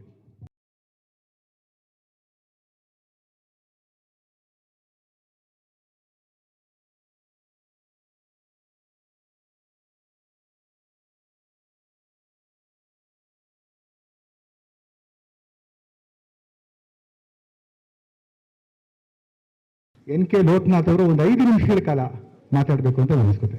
ವೇದಿಕೆ ಮೇಲೆ ಆಸೀನರಾಗಿರುವ ನಮ್ಮೆಲ್ಲರ ಪ್ರೀತಿಯ ಯೋಗಿ ಶ್ರೀನಿವಾಸ ಸರ್ಕಾರ ಅವರೇ, ಹಾಗೂ ಹಿರಿಯ ವಿದ್ವಾಂಸರಾದ ಅನಂತರಾಮ್ ಅವರೇ, ಹಾಗೂ ನಮ್ಮ ಸ್ನೇಹಿತರಾದ ಅಂಶಿ ಪ್ರಸನ್ನ ಕುಮಾರ್ ಅವರೇ, ಹಾಗೂ ರಘುರಾಮ್ ವಾಜಪೇಯಿ ಅವರೇ, ಹಾಗೂ ಇಲ್ಲಿ ಸೇರಿರುವ ಎಲ್ಲ ಸಹೋದರ ಮಿತ್ರರೇ, ಈಗಾಗಲೇ ಈ ಕಾರ್ಯಕ್ರಮವನ್ನು ಪ್ರಜ್ಞಾಪದಗಳು ಅಂತ ಪುಸ್ತಕಗಳನ್ನು ಬಿಡುಗಡೆ ಮಾಡಿದ್ದಾರೆ. ಅದರ ಜೊತೆಯಲ್ಲಿ ನಮ್ಮ ಹಿರಿಯ ವಿದ್ವಾಂಸರು ಆಲ್ರೆಡಿ ಇದ್ರ ಬಗ್ಗೆ ಭಾಳ ಈ ಧರ್ಮದ ಬಗ್ಗೆ ಮಾತಾಡಿದ ಮೇಲೆ ನಾವು ಮಾತಾಡೋದು ತುಂಬ ಅಷ್ಟೊಂದು ಇದಿರೋದಿಲ್ಲ ಅಂತ ಅನ್ಕೋತೀನಿ. ಆದರೆ ಯೋಗಿ ಶ್ರೀನಿವಾಸ ಸರ್ಕಾರ ಅವರು ನಮ್ಗೆ ಒಂಥರ ಯಾವುದೋ ಥರದ ಸಂಬಂಧ. ಕಳೆದ 16 ವರ್ಷಗಳಿಂದ ನಾನು ಅವ್ರನ್ನ ಬಲ್ಲೆ. ಅವರು ನಾನು ನೋಡ್ತಾ ಇದ್ದಾಗೇನೆ ಇಲ್ಲಿ ಬಂದು ಇಂಥ ಒಂದು ಪರಿಸರವನ್ನು ಒಂದು ಅರ್ಕಾ ಫೌಂಡೇಶನ್ ಕನ್ವರ್ಟ್ ಮಾಡಿದ್ದು. ಅವರು ನಮ್ಮ ರಾಜ್ಯ ಅಲ್ಲ, ನಮ್ಮ ನಗರ ಅಲ್ಲ, ನಮ್ಮ ರಾಜ್ಯ ಅಲ್ಲ, ನಮ್ಮ ದೇಶ ಅಲ್ಲ, ಅಂತಾರಾಷ್ಟ್ರೀಯ ಮಟ್ಟದಲ್ಲಿ ಒಳ್ಳೊಳ್ಳೆ ಹೆಸರನ್ನ ಮಾಡಿದ್ದಾರೆ. ಆ ಹೆಸರು ಮಾಡಲಿಕ್ಕೆ ಅವರಿಗೆ ಅವರದೇ ಆದ ಒಂದು ಕೊಡುಗೆಯನ್ನು ನಾವು ಅವರ ಜ್ಞಾನದ ಮೂಲಕ ನೋಡಿದ್ದೇವೆ. ನಾವು ಈ ದಿನ ನಾವೆಲ್ಲರೂ ಸೇರಿ ವಿದ್ವಾಂಸರು ಅನಂತರಾಮ್ ಅವರು ಹೇಳಿದಂಗೆ ಇಲ್ಲಿ ಸುಮಾರು ಕಾರ್ಯಕ್ರಮಗಳನ್ನ ನಾವು ನೋಡ್ತಾ ಇದ್ದೇವೆ. ಈ ಸಂದರ್ಭದಲ್ಲಿ ನಾವೆಲ್ಲ ಇರುವುದೇ ಈ ಸಂದರ್ಭದಲ್ಲಿ ಒಂದು ಬಾರಿ ಐತಿಹ್ಯ. ಜೊತೆಯಲ್ಲಿ ನಾನು ಈ ಕಾರ್ಯಕ್ರಮದ ಪಟ್ಟಿಯಲ್ಲಿ ಇಲ್ಲ. ನಾನು ಈ ಕಾರ್ಯಕ್ರಮದ ದಸರಾದಲ್ಲಿ ಅವರು ಪುಸ್ತಕ ಬಿಡುಗಡೆ ಮಾಡ್ತಾ ಇದ್ದಾರೆ, ಅವ್ರ ಬಗ್ಗೆ ಈ ಪುಸ್ತಕದ ಬಗ್ಗೆ ನಾನು ಕೇಳಿದ್ದೆ. ಅದಕ್ಕೆ ಈ ಪುಸ್ತಕನ ಕನ್ನಡ ವರ್ಷವನ್ನು ಓದಬೇಕು ಅಂದ್ಕೊಂಡು ನಾನು ಈ ಪುಸ್ತಕ ನೋಡೋಣ, ಹಾಗೆ ನಮ್ಮ ಹಿರಿಯ ವಿದ್ವಾಂಸರು ಅನಂತರಾಮ್ ಅವರು ಯಾವ ಥರ ಇದ್ರ ಬಗ್ಗೆ ಮಾತಾಡ್ಬೋದು ಅನ್ನೋದ್ರ ಬಗ್ಗೆ ನಾನು ಬಂದಿದ್ದೆ. ಆದರೆ ನಮಗೆ ಜ್ಞಾನ ಭಾರಿ ಮುಖ್ಯ. ಆ ಜ್ಞಾನನ ನಮ್ಮ ಗುರುಗಳಾದ ಅರ್ಕ ಶ್ರೀನಿವಾಸ್ ಅವರು ಬೇರೆ ಬೇರೆ ಥರ ಹೇಳ್ತಾರೆ, ಅದರ ಪುಸ್ತಕದ ಮೂಲಕ ತಂದಿದ್ದಾರೆ. ಹಾಗಾಗಿ ನಾವೆಲ್ಲರೂ ಈ ಪುಸ್ತಕವನ್ನು ಓದೋಣ. ಅವರಲ್ಲಿ ಹೇಳಿದಂಥ ಪ್ರತಿಯೊಂದು ವಿಚಾರಗಳು, ಅಲ್ಲಿ ಅವ್ರು ಹೇಳಿದ್ರು, ವ್ಯಕ್ತಿ ನೈಜ ಪ್ರಕೃತಿಯ ಸಂಪರ್ಕ ಕಳೆದುಕೊಂಡಂತೆಲ್ಲ ಮಗು ತಾಯಿಯನ್ನು ಬಿಟ್ಟು ದೂರ ಹೋದಷ್ಟೇ ಸಂಕಷ್ಟ ಎದುರಿಸಬೇಕಾಗುತ್ತೆ. ನಾವು ಪ್ರಕೃತಿ ಜೊತೆಗೆ ಇರಬೇಕು, ಅದರ ಸಲುವಾಗಿ ನಮ್ಮ ಧರ್ಮನ ಉಳಿಸ್ಕೋಬೇಕು ಅನ್ನೋದನ್ನ ನಮ್ಮ ಅನಂತರಾಮ್ ಅವರು ಹೇಳಿದ್ದಾರೆ. ಅದರಿಂದ ನಾನು ಈ ಕಾರ್ಯಕ್ರಮದಲ್ಲಿ ಬಂದಿದ್ದಕ್ಕೆ ನನಗೆ ಭಾಳ ಸಂತೋಷವಾಗ್ತಿದೆ. ನಾನು ಎಲ್ಲೋ ಬೇರೆ ಕಡೆ ಹೋಗೋರಲ್ಲಿ ಬಂದಿದ್ದೇನೆ. ನಮ್ಮ ಅರ್ಕಾಸ್ ಗುರೂಜಿ ಅವರನ್ನು ನೋಡಿಕೊಂಡು ಅವರಿಗೆ ಒಂದು ಶುಭಾಶಯಗಳನ್ನು ಹೇಳಿಬಿಟ್ಟು ಬರೋಣ ಅಂತ ಬಂದಿದ್ದೆ. ಆದರೂ ಸಹ ನನ್ನನ್ನು ಕಾರ್ಯಕ್ರಮದ ವೇದಿಕೆ ಮೇಲೆ ಕರೆದು ನೀವು ಮಾತಾಡೋಕೆ ಅವಕಾಶ ಮಾಡಿಕೊಟ್ಟ ಎಲ್ಲ ಸಂಯೋಜಕರಿಗೂ ನಾನು ನಮಸ್ಕಾರ ಹೇಳುತ್ತಾ, ಮತ್ತೊಮ್ಮೆ ನಮ್ಮ ಗುರೂಜಿ ಅವರಿಗೆ ನಮಸ್ಕಾರಗಳನ್ನು ಹೇಳುತ್ತಾ ಎಲ್ಲರಿಗೂ ನಮಸ್ಕಾರ.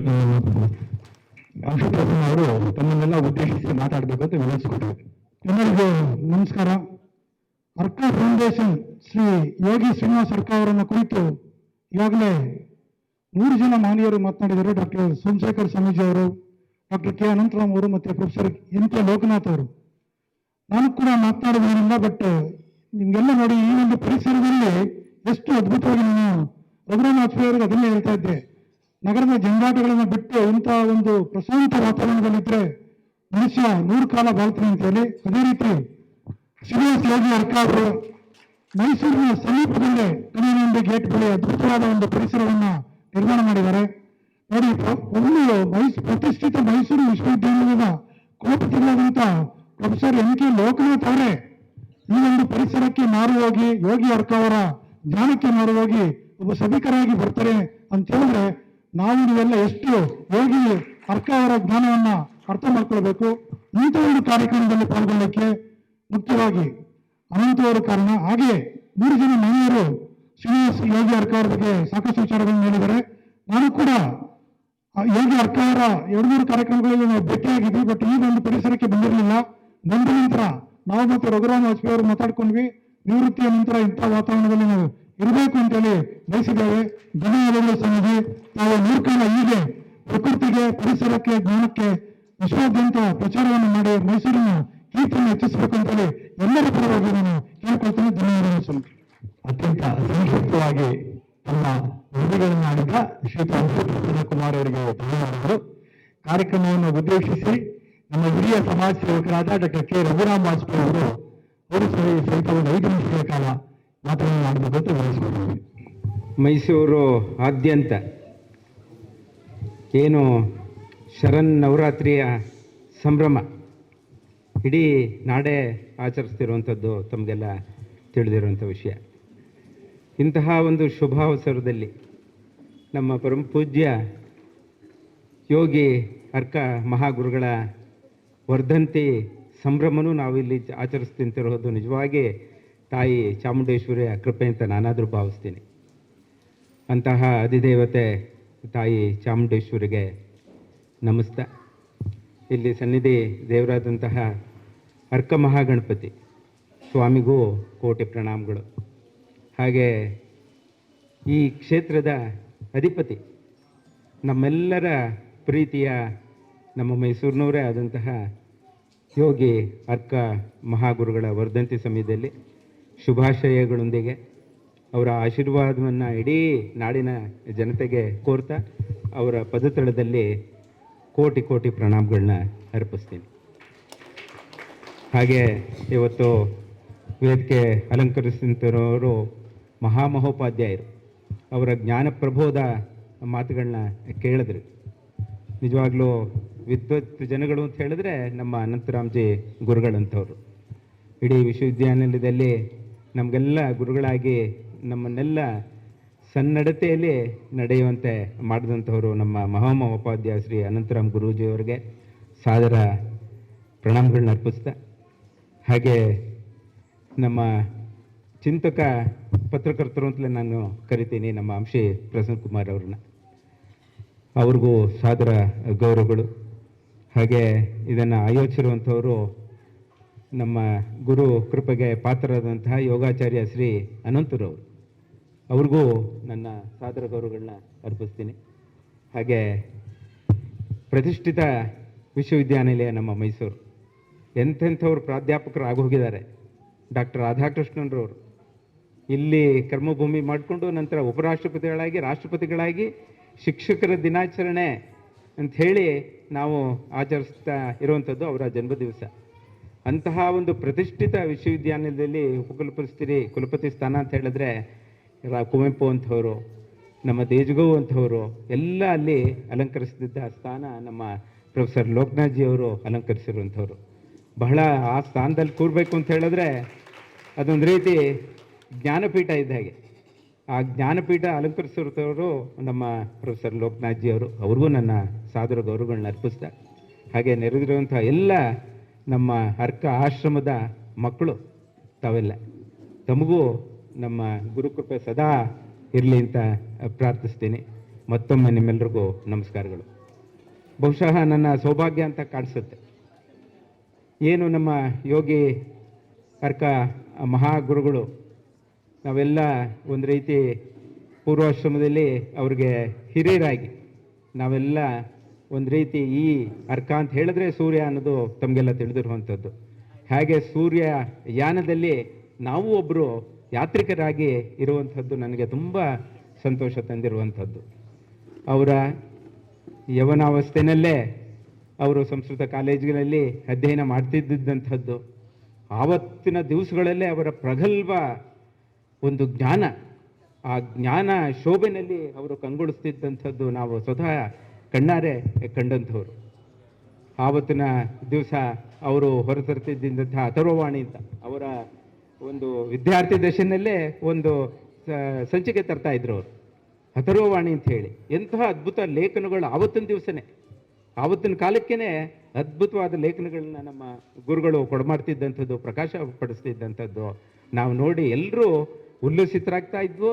ನಮಗೆ ಒಂದು ರೀತಿ ಆ ಒಂದು ಜ್ಞಾನ ಸಿಗ್ತಾ ಇದ್ದದ್ದಂತೂ ಆ ಪುಸ್ತಕದ ಮುಖೇನ. ಅವರ ಸ್ನೇಹಿತರ ಜೊತೆ ಆಗಾಗ ಅವರನ್ನು ನಾವು ಕಾಣ್ತಾ ಇದ್ದು. ನಾವು ಆ ಸಂದರ್ಭದಲ್ಲಿ ಅವರ ವಾಗ್ಮಿ, ಅವರ ವಾಕ್ ಒಂದು ಪ್ರೌಢಿಮೆ ಅನ್ನು ನಾವೆಲ್ಲ ಗಮನಿಸಿದ್ದು, ನಾವು ಅಂದ್ಕೊಳ್ತಾ ಇದ್ದು.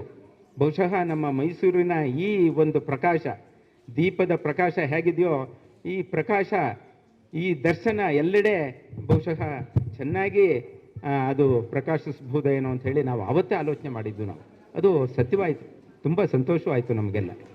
ಅಂತಹ ಮಹಿಮರು ಆ ಸಂದರ್ಭದಲ್ಲಿ ನಮಗೆ ಮಹೇಶ್ ಯೋಗಿ ಕಣ್ಮುಂದೆ ಬರ್ತಾ ಇದ್ರು. ಅವರಷ್ಟೊತ್ತಿಗಾಗಲೇ ಟ್ರಾನ್ಸೆಂಡೆಂಟಲ್ ಮೆಡಿಟೇಷನ್ ಅಂತ ಹೇಳಿ ಜರ್ಮನಿ ಮುಂತಾದ ಕಡೆ ಬಹಳ ಶೋಭಾಯಮಾನವಾಗಿ ಅದನ್ನು ಅವರು ಪ್ರಚಾರ ಕೈಗೊಂಡು ನಂತರ ನಮ್ಮ ಭಾರತ ದೇಶಕ್ಕೂ ಪುನಃ ಇಲ್ಲೆಲ್ಲ ಪಾಠಶಾಲೆಗಳನ್ನೆಲ್ಲ ಸ್ಥಾಪಿಸಿ ಆ ಟ್ರಾನ್ಸೆಂಡೆಂಟಲ್ ಮೆಡಿಟೇಷನ್ ಬಗ್ಗೆ ತುಂಬ ಎಲ್ಲ ಪ್ರಚಾರದಲ್ಲಿ ಇದ್ದಂಥವರು ನಮ್ಮ ಮಹೇಶ್ ಯೋಗಿಗಳು ಆ ಸಂದರ್ಭದಲ್ಲಿ. ನಂತರ ತಮಗೆಲ್ಲ ಗೊತ್ತೇ ಇದೆ ಹೇಗೆ ನಮ್ಮ ಯೋಗ ಪ್ರಾಕಾರದಲ್ಲಿ BK ಸೆಂಗಾರ್ ಇರ್ಬೋದು, ಹಾಗೆ ಪಟಾಭಿ ಜೋಯಿಸ್ರು ಇರ್ಬೋದು, ಅಂಥವರೆಲ್ಲ ಮಡಗಿದಂಥದ್ದು ನಾವು ನೋಡಿದ್ದೀವಿ. ಅದಕ್ಕಿಂತ ಹೆಚ್ಚಾಗಿ ನಮ್ಮ ಮೈಸೂರಿನ ಸಚ್ಚಿದಾನಂದ ಗಣಪತಿ ಸಚ್ಚಿದಾನಂದ ಮಹಾಸ್ವಾಮಿಗಳಿರ್ಬೋದು, ಹಾಗೆ ಜಗ್ಗಿ ವಾಸುದೇವರವರು, ಅವರು ಮೈಸೂರಿನಲ್ಲೇ ಇದ್ದಂಥವ್ರು, ಮೈಸೂರಿನಲ್ಲೂ ವಿದ್ಯಾಭ್ಯಾಸ ಮಾಡಿದಂಥವ್ರು. ರವಿಶಂಕರ್ ಅವರು ಇಲ್ಲೇ ಇದ್ದಂಥವ್ರು ಮೈಸೂರಿನಲ್ಲೇ. ಎಲ್ಲ ಮುಂದೆ ದೇಶ ವಿದೇಶಗಳಲ್ಲಿ ನಮ್ಮ ಜ್ಞಾನವನ್ನು, ಭಾರತೀಯ ಏನು ಸನಾತನ ಧರ್ಮದ ಜ್ಞಾನ ನಮ್ಮ ಗುರುಗಳು ಹೇಳಿದ್ರು ಅದನ್ನು ಎಲ್ಲ ಕಡೆ ಪಸರಿಸಿ ಹೆಸರು ಮಾಡಿದಂತಹ ಮಹಿಮರನ್ನು ನಾವು ಈ ಸಂದರ್ಭದಲ್ಲಿ ನೆನೆಸ್ಕೊಳ್ಳೇಬೇಕಾಗುತ್ತೆ. ಹಾಗೆ ಅರ್ಕ ಮಹಾಗುರುಗಳು ಸೂರ್ಯನಂತೆಯೇ ಇಡೀ ವಿಶ್ವವನ್ನು ಅವರು ಬೆಳಗಿಸಿ ಆ ದರ್ಶನವನ್ನು ಪುನಃ ಹೇಗೆ ನಮಗೆ ಭಾರತ ದೇಶದಲ್ಲಿ ಏನಾದರೂ ಮಾಡಬೇಕು, ನಾನು ಅದರಲ್ಲೂ ನನ್ನ ಕರ್ಮಭೂಮಿ ಮೈಸೂರಿನಲ್ಲಿ ಏನಾದರೂ ಮಾಡಬೇಕು ಅಂತ ಹೇಳಿ ಈ ಒಂದು ಅರ್ಕಧಾಮ ಕ್ಷೇತ್ರವನ್ನು ಸ್ಥಾಪನೆ ಮಾಡ್ತಂಥದ್ದು ನಮಗೆಲ್ಲ ತುಂಬ ಸಂತೋಷ ಬಂತು. ನಾವು ಗಿರಿಗೌಡರು ಎಲ್ಲ ಅನೇಕ ಬಾರಿ ಇಲ್ಲಿ ಬಂದು ಅನೇಕ ಇಲ್ಲಿ ಆ ಪ್ರತಿಷ್ಠಾಪನೆ ಸಮಯದಲ್ಲಿ, ಅರ್ಕ ಮಹಾಗಣಪತಿ ಪ್ರತಿಷ್ಠಾಪನೆ ಸಮಯದಲ್ಲಿ ಇಂಥದ್ದು ಎಲ್ಲ ಭಾಗವಹಿಸಿದ್ದು ನಿಜವಾಗ್ಲೂ ನನಗೆ ಇವತ್ತಿಗೂ ರೋಮಾಂಚನ ಉಂಟು ಮಾಡುತ್ತೆ. ನಾವು ಮೈಸೂರಿಗೆ ಗುರುಗಳು ಬಂದಾಗ ನಾನೇ ಏನವರು ನಮ್ಮ ಒಂದು ಸಂಸ್ಥೆ ತಾತಯ್ಯನವರ ಒಂದು ಅನಾಥಾಲಯ ಅಂಥೇಳಿ ಸಂಸ್ಥೆ, ಅಲ್ಲೆಲ್ಲ ಅವರು ಅವ್ರ ಸ್ನೇಹಿತರ ಜೊತೆ ಎಲ್ಲ ಬರ್ತಾ ಇದ್ದಂಥದ್ದು. ಆ ಸಂಸ್ಥೆ ಭೈರಪ್ಪನವ್ರು ಏನು ಈಗ ನಾವು ಮೌನ ಆಚರಿಸಿದ್ದು ಅವರು ಇದ್ದಂತಹ ಸಂಸ್ಥೆ ಕೂಡ ಅದಾಗಿತ್ತು. ಅಲ್ಲಿಗೆ ಗುರುಗಳನ್ನ ನಾನು ಅವರು ಭಾರತ ದೇಶಕ್ಕೆ ಬಂದಾಗ ನಾದಸ್ವರ ಒಂದು ದೊಡ್ಡ ಕಾರ್ಯಕ್ರಮ ಅವ್ರಿಗೋಸ್ಕರ ನಾವು ಏರ್ಪಡಿಸಿದ್ದು ಆ ಒಂದು ತಾತಯ್ಯನವರ ಅನಾಥಾಲಯದಲ್ಲಿ. ಆವತ್ತೊಂದು ದಿವಸ ಒಬ್ಬರು ಹೇಮಚಂದರ್ ಅಂತ, ಬಹುಶಃ ಈ ವಿದ್ವತ್ ಜನಕ್ಕೆ ಗೊತ್ತಿರಬಹುದು, ಡಾಕ್ಟರ್ ಹೇಮಚಂದರ್ ಅಂತ ಶಾರದಾ ವಿಲಾಸನ ಪ್ರೊಫೆಸರು, ಸ್ವಲ್ಪ ಸೈಂಟಿಫಿಕ್ ಟೆಂಪರ್ಮೆಂಟ್ ಇದ್ದಂತಹ ವ್ಯಕ್ತಿ. ಅವರು ಆವತ್ತಿನ ದಿವಸ ಕಾರ್ಯಕ್ರಮದಲ್ಲಿ, ನಮ್ಮ ಗುರುವಂದನಾ ಕಾರ್ಯಕ್ರಮದಲ್ಲಿ ಭಾಗವಹಿಸಿದ್ರು. ಅವರು ಎಲ್ಲ ಕಾರ್ಯಕ್ರಮ ಆದ ನಂತರ ಗುರುಗಳು ಮಾತಾಡಿದಂತಹ ಸಮಯ, ಏನೊಂದು ಇನ್ಫ್ಯಾಚುಯೇಷನ್ ಸಂದರ್ಭಗಳ ಬಗ್ಗೆ ಮಾತಾಡಿದ್ರು, ಇಂಟ್ಯೂಷನಲ್ ಮೆಡಿಟೇಷನ್ ಬಗ್ಗೆ ಆವತ್ತು ಮಾತಾಡಿದ್ರು. ಬಹಳ ಪ್ರೇರಿತರಾದರು ನಮ್ಮ ಡಾಕ್ಟರ್ ಹೇಮಚಂದ್ರ ಅವರು ಈಗ ಬೆಂಗಳೂರಿನಲ್ಲಿದ್ದಾರೆ. ಅವ್ರು ಹೇಳಿದ್ರು ನಂತರ, ರಘುರಾಮ್, ನಾನು ಇವತ್ತು ಏನೋ ಒಂದು ಶಿಫ್ಟ್ ಕಂಡೆ ನಮ್ಮ ಯೋಗಿ ಅರ್ಕ ಗುರುಜಿ ಮಾತು ಕೇಳಿ, ನಾನು ಏನೋ ಒಂದು ವೈಬ್ರೇಷನ್ನು ನನಗೆ ಉಂಟಾಯಿತು, ಇದು ಹಿಂದೆ ನನಗೆ 3 ಕಡೆ ಮಾತ್ರ ಉಂಟಾಗಿತ್ತದು ಅಂತ ಹೇಳಿದ್ರು. ನಾನು ಕೇಳಿದೆ, ಏನು ಗುರುಗಳೇ ಅದು ಹಾಗೆ ಅಂತ ಕೇಳಿದೆ ನಾನು. ಅವ್ರು ಹೇಳಿದ್ರು, ನಾನು ಯಾವ ತೀರ್ಥಕ್ಷೇತ್ರಕ್ಕೂ ಹೋಗ್ತಿರ್ಲಿಲ್ಲ ರಘುರಾಮ್, ಯಾಕಂದರೆ ನಾನು ಸ್ವಲ್ಪ ಸೈಂಟಿಫಿಕ್ ಟೆಂಪರ್ಮೆಂಟ್ನವನು. ಆದರೆ ನನ್ನ ಮಕ್ಕಳು ಒತ್ತಾಯ ಮಾಡಿ ಒಂದು 3 ಕಡೆ ಕರ್ಕೊಂಡು ಹೋದರು. ತೀರ್ಥಯಾತ್ರೆ, ಇಡೀ ದೇಶದಲ್ಲಿ ತೀರ್ಥಯಾತ್ರೆ ಮಾಡಿದೆ, ಆದರೆ 3 ಕಡೆ ನನಗೆ ತುಂಬ ವೈಬ್ರೇಷನ್ನು ಉಂಟಾಯಿತು, ಒಂದು ರೀತಿ ತರಂಗ ಉಂಟಾಯಿತು ಅಂತ ಹೇಳಿದ್ರು. ಯಾವುದು ಗುರುಗಳೇ ಅಂತ ಹೇಳಿದೆ. ಆಗ ಅವ್ರು ಹೇಳಿದ್ರು, ಮಲೆ ಮಹದೇಶ್ವರ ಬೆಟ್ಟ. ಆವತ್ತು ಮಲೆ ಮಹದೇಶ್ವರನ ಕಂಡಾಗ ಏನೋ ರೋಮಾಂಚನವಾಯಿತು ನನಗೆ. ಹಾಗೆ ಮುಂದೆ ಶಿರ್ಡಿ ಸಾಯಿಬಾಬಾ ಸನ್ನಿಧಿ, ಅಲ್ಲಿ ಏನೋ ಒಂದು ವೈಬ್ರೇಷನ್ ಉಂಟಾಯಿತು. ನಂತರ ಮಂತ್ರಾಲಯ ರಾಘವೇಂದ್ರ ಸ್ವಾಮಿಗಳ ಒಂದು ವೃಂದಾವನದಲ್ಲಿ ಉಂಟಾಯಿತು. ಹೀಗೆ ಆ ವೈಬ್ರೇಷನ್ ನೋಡಿ ಇವತ್ತು ನಾನು ಯಾಕೋ ಅದನ್ನು ಫೀಲಿಂಗ್ ಮಾಡ್ತಾ ಇದ್ದೀನಿ, ಅರ್ಕ ಗುರುಗಳ ಮಹಾದರ್ಶನದಿಂದಾಗಿ ಅಂತ ಮಹಾನ್ ಸೈಂಟಿಸ್ಟ್ ಅವರೆಲ್ಲ ಯಾವುದೇ ಇದು ನಂಬ್ತಾ ಇರಲಿಲ್ಲ. ಆದರೆ ಇವತ್ತು ಐ ಆಮ್ ಫೀಲಿಂಗ್ ದಟ್ ಇದು ಏನೋ I am finding some shift. ಅವರ ಒಂದು ಇಂಟ್ಯೂಷನಲ್ ಮೆಡಿಟೇಷನ್ನು ಬಗ್ಗೆ ಇಂಥದ್ದು ಮಾತಾಡಿದಾಗ ನನಗೆ ಹಾಗೆ ಅನ್ನಿಸ್ತು. ನಾನು ನಿರಂತರವಾಗಿ ಅವರ ಸಂಪರ್ಕದಲ್ಲಿ ಇರ್ತೀನಿ ರಘುರಾಮ್, ನಾನು ಕರ್ಕೊಂಡು ಹೋಗಿ ಅಂತ ಹೇಳಿದ್ರು. ನೋಡಿ, ಎಂತಹ ಒಬ್ಬರು ಪ್ರೊಫೆಸರು, ಬಹುಶಃ ನಮ್ಮ ವಿ ಸಿ ಸಾಹೇಬ್ರಿಗೆ ಗೊತ್ತಿರ್ಬೋದು, ಮತ್ತು ಹಂಪಿ ಅವ್ರಿಗೂ ಗೊತ್ತಿರ್ಬೋದು, ಹೇಮಚಂದ್ರ ಅವರು ಶಾರದಾ ವಿಲಾಸರು ಅವರು ಅಂತ ಬಹಳ ಕಟ್ನಿಟ್ಟು NCC ದೊಡ್ಡ ಆಫೀಸರ್ ಆಗಿದ್ದಂಥವ್ರು. ಅಂಥವ್ರು ಹೇಳಿದಾಗ ನಿಜವಾಗ್ಲೂ ನನಗೆ ಆವತ್ತು ಅವರನ್ನು, ನಮ್ಮ ಗುರುಜಿನ ಕರೆಸಿ ನಾವು ಅವತ್ತು ಅಲ್ಲಿ ವಿದ್ಯಾರ್ಥಿಗಳಿಗೆ, ಅನೇಕ ವಿದ್ಯಾರ್ಥಿಗಳು ಹೇಳಿದ್ನಲ್ಲ, ಭೈರಪ್ಪನವರು ಇದ್ದಂತಹ ಜಾಗ, ಜಿ ರಾಮಕೃಷ್ಣ ಅವರೆಲ್ಲ ಇದ್ದ ಜಾಗ, ನಾಗಕೃಷ್ಣಪ್ಪ, ಇಂತಹ ಜಾಗದಲ್ಲಿ ಗುರುಗಳಿಗೆ ಸನ್ಮಾನಿಸಿದ್ದು ತುಂಬ ನನಗೆ ಸಂತೋಷ ತಂತು. ಹಾಗೆ ಆ ಸಂದರ್ಭದಲ್ಲಿ ನಾವು ಈ ಧರ್ಮವನ್ನು ಹೆಚ್ಚಾಗಿ ನಾವು ಮಾತಾಡ್ತಾ ಇರ್ತೀವಿ. ನಮ್ಮ ದೇಶನೇ ಧರ್ಮದ ದೇಶ. ಈ ಧರ್ಮವನ್ನು ಕಡಿದ್ರೆ ಹೇಗೆ ನಾವು ಮಜ್ಜಿಗೆ ಕಡಿದ್ರೆ ಬೆಣ್ಣೆ ಬರುತ್ತೆ, ಹಾಗೆ ಧರ್ಮವನ್ನು ಕಳೆದಾಗ ಆಧ್ಯಾತ್ಮ ಅನ್ನೋ ಒಂದು ಬೆಣ್ಣೆ ಸಿಗುತ್ತೆ. ಆ ಆಧ್ಯಾತ್ಮನ ನಾವು ಸಂಸ್ಕರಿಸಿದ್ರೆ ಹೇಗೆ ಬೆಣ್ಣೆ ಕಾಯಿಸಿದ್ರೆ ತುಪ್ಪ ಬರುತ್ತೆ, ಹಾಗೆ ಆಧ್ಯಾತ್ಮವನ್ನು ಕರೆಸಿದ್ರೆ ನಮಗೆ ಒಳ್ಳೆಯ ಬ್ರಹ್ಮಜ್ಞಾನ, ಆತ್ಮಜ್ಞಾನ ಅನ್ನೋದು ಸಿಗುತ್ತೆ ಅನ್ನೋ ಒಂದು ಒಳ್ಳೆಯ ಸಂದೇಶ. ಅದೇ ನಿಜವಾದ ಪ್ರಜ್ಞೆ, ಅದೇ ಬ್ರಹ್ಮಜ್ಞಾನ ಅನ್ನುವಂಥ ಒಂದು ಜ್ಞಾನವನ್ನು ಕೊಟ್ಟಂಥವರು ನಮ್ಮ ಗುರುಗಳು. ಆಮೇಲೆ ಭೈರಪ್ಪನವರು ಅದೇ ಹೇಳ್ತಾ ಇದ್ರು, ಏನು ನಮ್ಗಲ್ಲಿ ಬಂದಾಗ, ರಾಮ್ ನೀವು ಗರ್ಭಗುಡಿ ದೇವರು ಥರ ಇರಬೇಕು, ಉತ್ಸವಮೂರ್ತಿ ಥರ ಆದರೆ ಅದ ಮಹತ್ವ ಕಮ್ಮಿ ಆಗುತ್ತೆ ಅಂತ ಅವ್ರು ಆಗಾಗ ಹೇಳೋರು. ಅವರು ನೀವು ಉತ್ಸವಮೂರ್ತಿಗಳಾಗಬಾರ್ದು, ಗರ್ಭಗುಡಿಯಲ್ಲಿ ಇರಬೇಕು. ಉತ್ಸವಮೂರ್ತಿ ಆಗ್ಬಿಟ್ರೆ ನಿಮಗೆ ನಿಮ್ಮ ಗರ್ಭಗುಡಿ ಮಹತ್ವ ಹೊರಟೋಗ್ಬಿಡುತ್ತೆ ಅಂತ ಒಂದು ರೀತಿ ಬಹಳ ಒಂದು ಇಂಡೈರೆಕ್ಟ್ ಸಂದೇಶ ಅವರು ಕೊಡ್ತಾ ಇದ್ದಿದ್ದು. ಅಂದರೆ ತೀರಾ ಪ್ರಚಾರಕ್ಕೆ ಹೋಗಬಾರ್ದು ಅನ್ನೋ ದೃಷ್ಟಿನಲ್ಲಿ. ಆಗಾಗ ನಾನು ಹೇಳ್ತಿದ್ದೆ, ಗುರುಗಳೇ ಅಂತ ಕರಿತಾ ಇದ್ದೆ. ಅದು ನಾವು ವರ್ಷಕ್ಕೊಂದ್ಸರಿ ಎಲ್ಲ ದೇವಸ್ಥಾನಗಳಲ್ಲೂ ಒಂದು ಪ್ರಾಕಾರೋತ್ಸವ ಅಂತ ನಾವು ಮಾಡ್ತೀವಿ, ಒಂದು ರೌಂಡ್ ದೊಡ್ಡ ರಥದಲ್ಲಿ ಕರ್ಕೊಂಡು ಮಾಡ್ತೀವಿ. ಅದು ಹಿಂದಿನವರ ನಂಬಿಕೆ ಅಲ್ವೇ ಗುರುಗಳೇ. ಅದು ಯಾರೋ ಹೆಳವ ಇರ್ತಾನೆ, ದೇವಸ್ಥಾನಕ್ಕೆ ಅವನಿಗೆ ಬರೋಕ್ಕಾಗಲ್ಲ. ಹಿಂದಿನ ಕಾಲದಲ್ಲಿ ಕೆಲವ್ರನ್ನ ಸೇರಿಸ್ತಾ ಇರಲಿಲ್ಲ, ಎಷ್ಟೋ ಕುರುಡ್ರು ಪಾಪ ಒಳಗೆ ಹೋಗೋಕ್ಕಾಗ್ತಿರ್ಲಿಲ್ಲ. ಅಂಥವ್ರಿಗೆಲ್ಲ ನಾನು ಪ್ರತಿ ವರ್ಷ ಒಂದು ದರ್ಶನ ಕೊಡ್ತೀನಿ ಅಂತ ರಥಯಾತ್ರೆ ಮಾಡುವಂಥ ಒಂದು ಕಲ್ಪನೆ ಎಂಥ ಸನಾತನ ಧರ್ಮದಲ್ಲಿ ಇರುವಂಥದ್ದು. ನೀನು ಇದ್ದಲ್ಲೇ ಇರು, ಹೆಳವಾಗಿರ್ಬೋದು, ಪಾಪ ನಿಂಗೆ ಬರೋಕ್ಕಾಗ್ದಿದ್ದು ಯೋಚನೆ ಮಾಡಿಬಿಡ, ನಾನೇ ಬರ್ತೀನಿ ನಿನ್ನ ಹತ್ರ ಅಂದ. ಒಬ್ಬ ಅಂದ, ನಿನಗೆ ನೋಡೋಕ್ಕಾಗ್ದಿರೋ ಪರವಾಗಿಲ್ಲಪ್ಪ, ನೀನು ಅಲ್ಲೇ ಇರು, ನಾನು ಬಂದು ನಿಂಗೆ ದರ್ಶನ ಕೊಡ್ತೀನಿ. ವಯೋಮಾನದವರು ಪಾಪ ವೃದ್ಧರು ನಡೆಯೋಕ್ಕಾಗಲ್ಲ, ಅಂಥವ್ರಿಗೆ ನೀವು ಅಲ್ಲೇ ಇರಿ, ನಿಮ್ಮ ಮನೆ ಎದುರಿಗೆ ನಿಂತ್ಕೊಳ್ಳಿ, ನಾನೇ ಬಂದು ದರ್ಶನ ಕೊಡ್ತೀನಿ ಅಂತ ಹೇಳಿ ನಾನು ಬಂದು ದರ್ಶನ ಕೊಡ್ತೀನಿ ಅನ್ನೋ ಒಂದು ಬಹಳ ವಿಶೇಷವಾದ ಕಲ್ಪನೆ ನಮ್ಮ ಸನಾತನ ಧರ್ಮದ್ದು ಅಂಥೇಳಿ ಆ ಒಂದು ಕಲ್ಪನೆ ಅಂದಾಗ ನಿಜ ಅಂದರು. ಆ ಕೆಲಸನೇ ನಮ್ಮ ಯೋಗಿ ಮಹಾಗುರುಗಳು ಮಾಡ್ತಿರುವಂಥದ್ದು. ಇಲ್ಲಿ ಕೇಂದ್ರ ಗರ್ಭಗುಡಿ ಇಟ್ಕೊಂಡಿದ್ದಾರೆ. ಉತ್ಸವ ಮೂರ್ತಿನ ಇಡೀ ದೇಶ ವಿದೇಶಗಳಲ್ಲಿ ಮೊಳಗಿ ಆ ಸೂರ್ಯ ಪ್ರಕಾಶವನ್ನ, ಸೂರ್ಯನ ಪ್ರಖರತೆಯನ್ನ ಕೊಡ್ಮಾಡ್ತಾ ಇದ್ದಾರೆ ಎಲ್ಲ ಶಿಷ್ಯಕೋಟಿಗೆ, ಶಿಷ್ಯ ವರ್ಗಕ್ಕೆ. ತುಂಬ ನನಗೆ ಸಂತೋಷ ಆಗುತ್ತೆ. ಕಡೆಯದಾಗಿ ಏನು ಗಣಪತಿ ಸುಬ್ರಹ್ಮಣ್ಯ ಕಥೆ ಕೇಳಿದಿರಿ ನೀವು.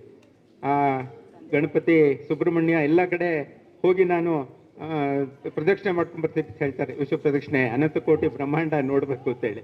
ಆದರೆ ಗಣಪತಿ ಇಲ್ಲ ನಮಗೇನು ಬೇಕಾಗಿಲ್ಲ, ನೀವೇ ಪಾರ್ವತಿ ಪರಮೇಶ್ವರಿ ನನಗೆ ಅನಂತ ಕೋಟಿ ಬ್ರಹ್ಮಾಂಡ ಇದ್ದ ಹಾಗೆ, ನಿಮ್ಮನ್ನ ಪ್ರದಕ್ಷಿಣೆ ಮಾಡಿಬಿಟ್ರೆ ಸಾಕು ಅಂತ ಹೇಳಿ.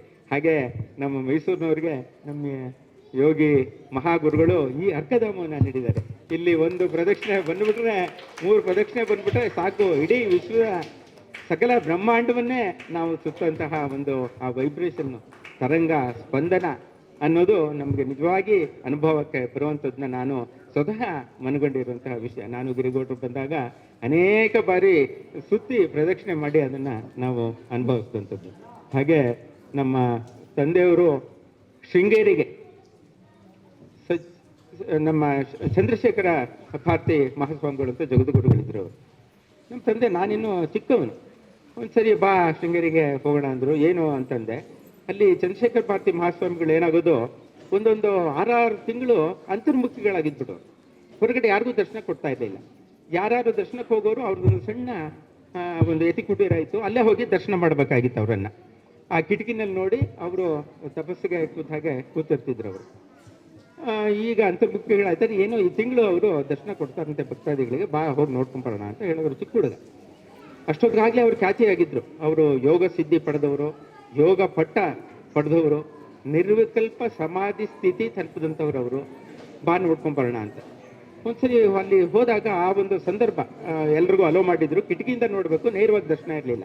ಆ ಕಿಟಕಿನಲ್ಲಿ ನಾವು ಹೋದಾಗ ಅವರು ತಪಸ್ಸಿಗೆ ನನ್ನನ್ನು ಎತ್ಕೊಂಡು ತೋರಿಸಿದ್ರು. ಅವ್ರಿಗಾದ್ರೆ ಕಣ್ಣಿಗೆ ಅಲ್ಲಿ ಕಾಣಿಸ್ತಾ ಇತ್ತು. ನನ್ನನ್ನು ಹೀಗೆ ಎತ್ಕೊಂಡು ಕೇಳಿದ್ರು.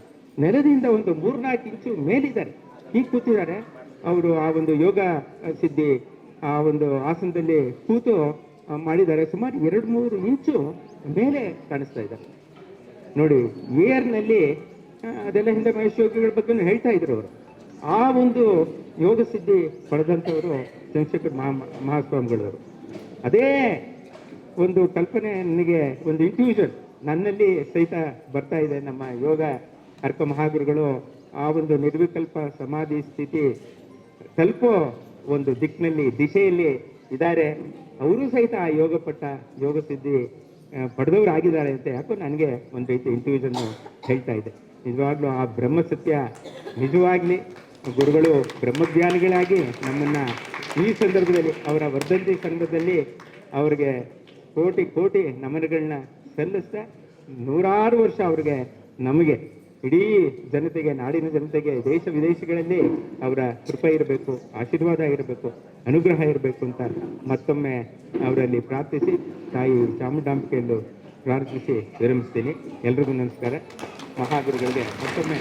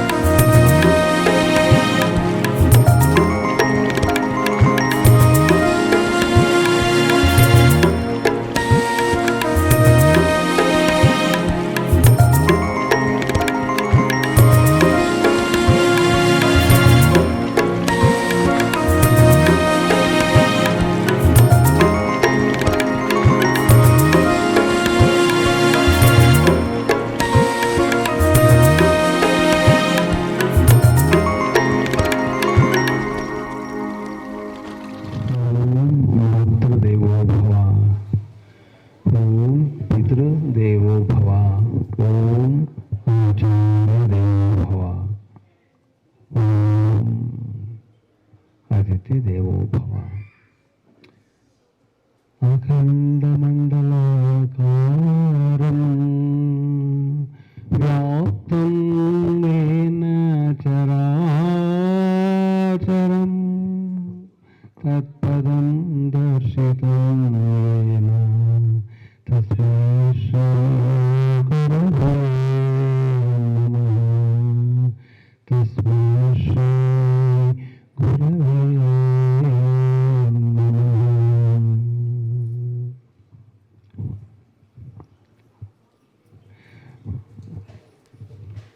ಅನಂತನಾರಾಯಣ ಡಾಕ್ಟರ್, ನಮಸ್ಕಾರಗಳು. ಅದ್ಭುತವಾದಂಥ ನಿಮ್ಮ ಕೊಡುಗೆಯನ್ನು ಕೊಟ್ಟಿದ್ದಾರೆ. ಇದರ ಎಲ್ಲರೂ ಕೂಡ ಸವಿಯುತ್ತಾರೆ ಮನೆಗೆ ಹೋದ ನಂತರವೂ ಕೂಡ. ಬಹಳ ಧನ್ಯವಾದಗಳಿರಲಿ. ಆಮೇಲೆ ಪ್ರಸನ್ನ ಕುಮಾರ್, ತಾವು ಅಷ್ಟೇ ಪ್ರಗತಿ ಆರಾಧಕರು ನೀವು ಕೂಡ. ಸಂತೋಷ ಬಂದಿದ್ದಕ್ಕೆ. ರಘುರಾಮ್ ವಾಜಪೇಯಿ ಅವರು, ನನ್ನ ಚಿಕ್ಕವರು ನನ್ನನ್ನು ಅವರು ಬಹಳ ಚೆನ್ನಾಗಿ ವಿಶ್ಲೇಷಣೆ ಮಾಡಿ ಎಲ್ಲ ಹೇಳಿದ್ದಾರೆ. ಆಮೇಲೆ ಹಾಗೆ ಅನಂತು ಮತ್ತು ಮತ್ತಿತರರು ಎಲ್ಲ ಬಂದಿದ್ದಾರೆ. ಕುಲಪತಿಗಳು ಅವರು ನನಗೆ ಅನೇಕ ಸಾರಿ ಇದೇ ರೀತಿ ಭೇಟಿಯಾಗಿದ್ದಾರೆ. ಎಲ್ಲ ಒಂದು ಆಶ್ಚರ್ಯ ಹೇಗೆ ಆಗುತ್ತೆ ಎಲ್ಲ ಅಂತ. ಮತ್ತು ತಾವುಗಳು ಎಲ್ಲೆಲ್ಲಿಂದನೂ ಬಂದಿದ್ದೀರಾ, ದೂರದಿಂದ ಮನಸ್ಸನ್ನು, ಲಯವನ್ನು, ನಿಮ್ಮ ಆತ್ಮವನ್ನು, ನಿಮ್ಮ ಒಂದು ಆಲೋಚನೆಗಳನ್ನು, ಶ್ರದ್ಧೆಯನ್ನು, ಭಕ್ತಿಯನ್ನು ತೆಗೆದುಕೊಂಡು ಇಲ್ಲಿ ಬಂದಿದ್ದೀರಾ. ಯೋಗಿ ಅಕ್ಕ ಅವರ ಜನ್ಮದಿನಾಚರಣೆ ಇದೆ, ಪಾಲ್ಗೊಳ್ಳೋಣ ಅಂತ ಅಂದ್ಬಿಟ್ಟು. ಇಂಥ ಒಂದು ಕಲಿಯುಗದಲ್ಲಿ, ಇಂಥ ಒಂದು ಬ್ಯುಸಿ ಲೈಫ್ ಸ್ಟೈಲ್ ಇರುವಾಗ ಯಾರನ್ನೂ ಅಷ್ಟೊಂದು ಕಾಲವನ್ನು ಕೊಡಲು ಹೋಗುವುದಿಲ್ಲ. ಏನಾದರೂ ಒಂದು ಸಂಬಂಧ ಇರಬೇಕು, ಯಾವುದಾದ್ರೂ ಒಂದು ಅಟ್ರಾಕ್ಷನ್, ಒಂದು ಆಕರ್ಷಣೆ ಇರಲೇಬೇಕು. ದೈವಿಕವಾದ ಆಕರ್ಷಣೆ ಅಥವಾ ಅನುಬಂಧ ಅಂತ ಹೇಳ್ತೀವಲ್ಲ, ಹಾಗಾಗಿ ನಾವು ನೋಡೋಕೆ ಹೋಗ್ತೀವಿ, ನಮ್ಮ ಕಾಲವನ್ನು ಕೊಡೋಕೆ ಹೋಗ್ತೀವಿ ನಾವು.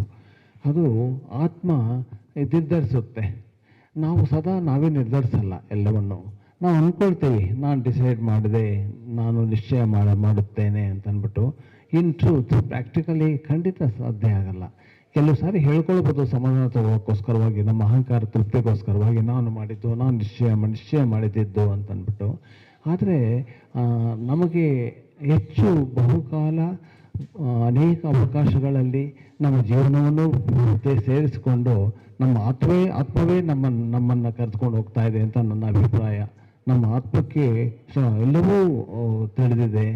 ಅದಕ್ಕೋಸ್ಕರವಾಗಿ ನಮ್ಮ ಅನ್ಕಾನ್ಷಿಯಸ್ ಸೋಲ್ ಅಂತ ಕರಿತೀವಿ, ಕಾನ್ಷಿಯಸ್ನೆಸ್ ಅಂತ ನಮಗೆ ಪ್ರಜ್ಞೆ ಇದೆ ಅಂತ ನಮಗೆ ಗೊತ್ತಿಲ್ಲ, ಅಂತ ಪ್ರಜ್ಞೆ ಇದೆ ಅಂತ, ಅಪಾರವಾದ ಪ್ರಜ್ಞೆ ಇದೆ ಅಂತ ನಮಗೇ ತಿಳಿದಿಲ್ಲ. ಆದರೆ ಶಾಸ್ತ್ರದಲ್ಲಿ, ಪುರಾಣ ಕಥೆಗಳಲ್ಲಿ ಬಹಳ ಚೆನ್ನಾಗಿ ವಿವರಣೆ ಮಾಡಿದ್ದಾರೆ. ಋಷಿಗಳು, ಸಾಕ್ಷಾತ್ಕಾರ ಪಡ್ಕೊಂಡಿರುವವರು, ಅವರು ಧನ್ಯರಾಗಿರುವವರು, ಅವ್ರಿಗೂ ಒಂದು ಅಪಾರವಾದಂಥ ಒಂದು ಕೊಡುಗೆಯನ್ನು ಮಾತ್ರ ಕೊಟ್ಟೋಗಿದ್ದಾರೆ. ಎಂಥ ಯೋಗ ಸೂತ್ರಗಳು, ಬ್ರಹ್ಮಸೂತ್ರಗಳು, ಪುರಾಣಗಳು, 18 ಪುರಾಣಗಳು ಎಂಟರ್ಟೈನ್ ಮಾಡೋಕ್ಕೋಸ್ಕರವಾಗಿ ಡಿವೈನ್ ಎಂಟರ್ಟೈನ್ಮೆಂಟ್. ಸುಮ್ಮನೆ ಏನೋ ಫಿಲ್ಮ್ ನೋಡ್ಕೊಂಡು ಬರ್ತೀವಲ್ಲ ಎಂಟರ್ಟೈನ್ಮೆಂಟ್, ಆ ರೀತಿ ಎಲ್ಲ ಇದು entertainment with enlightenment, entertainment with excitement, ಅಂಥ ಒಂದು ಕೊಡುಗೆಗಳನ್ನು ಕೊಟ್ಟಿದ್ದಾರೆ. ಇದೆಲ್ಲನೂ ಆತ್ಮದ ಬಗ್ಗೆ ಅಷ್ಟು ಆಳವಾಗಿ ಅರ್ಥ ಮಾಡ್ಕೊಂಡಿದ್ರು, ಅವರು ಸಾಕ್ಷಾತ್ಕಾರ ಪಡ್ಕೊಂಡಿದ್ರು. ನಾವು ತಿಳಿಯದೇನೆ ನಮ್ಮನ್ನು ಬಹಳ ಕೇವಲ ಭೌತಿಕ ಮಟ್ಟಕ್ಕೆ ಕೆಳಗಿಳಿಸ್ಕೊಂಡು ನಾವು ಜೀವನವನ್ನು ನಡೆಸ್ತಾ ಇದ್ದೀವಿ. ನಮ್ಮದೇ ಆದ ಆರ್ಟಿಫಿಷಿಯಲ್ ಗುರಿಗಳನ್ನು ಇಟ್ಟಿದ್ದೀವಿ ನಾವು. ನಾನು ಇದು ಮಾಡಬೇಕು, ಅದು ಸಾಧಿಸಬೇಕು, ಈಗ ಮಾಡ್ತೇನೆ ಅಂತ ಅಂದ್ಬಿಟ್ಟು. ತಪ್ಪಿಲ್ಲ, ನಿಜ. ಆದರೆ ನಡ್ಕೊಳ್ಬೋದು. ಆದರೆ ಅದಕ್ಕಿಂತನೂ ಉನ್ನತ ಮಟ್ಟದ ನಮ್ಮಲ್ಲಿ ನಿಧಿ ಇದೆ, ನಮ್ಮಲ್ಲಿ ಅರ್ಹತೆ ಇದೆ, ಯೋಗ್ಯತೆ ಇದೆ. ನಾವು ಬರೀ ಕೇವಲ ಈ ಒಂದು ಭೂಮಿಗೆ ಮಾತ್ರ ಸಂಬಂಧಪಟ್ಟವರಲ್ಲ. ನಾವು ನಮ್ಮ ದೇಹ ಇರಬಹುದು, ಪಂಚಭೂತಗಳಿಂದ ಕೂಡಿರ್ತಕ್ಕಂಥದ್ದು. ಆದರೆ ನಾವು ಬಹಳ ದಿವ್ಯ ಲೋಕಗಳಿಂದ ಇಳಿದು ಬಂದಿರತಕ್ಕಂಥವ್ರು ನಾವೆಲ್ಲ ಅವತಾರ ಪುರುಷರುಗಳು ಎಲ್ಲ ಮರ್ತೋಗ್ಬಿಟ್ಟಿದ್ದೀವಿ ನಾವು. Every person is a born Yogi.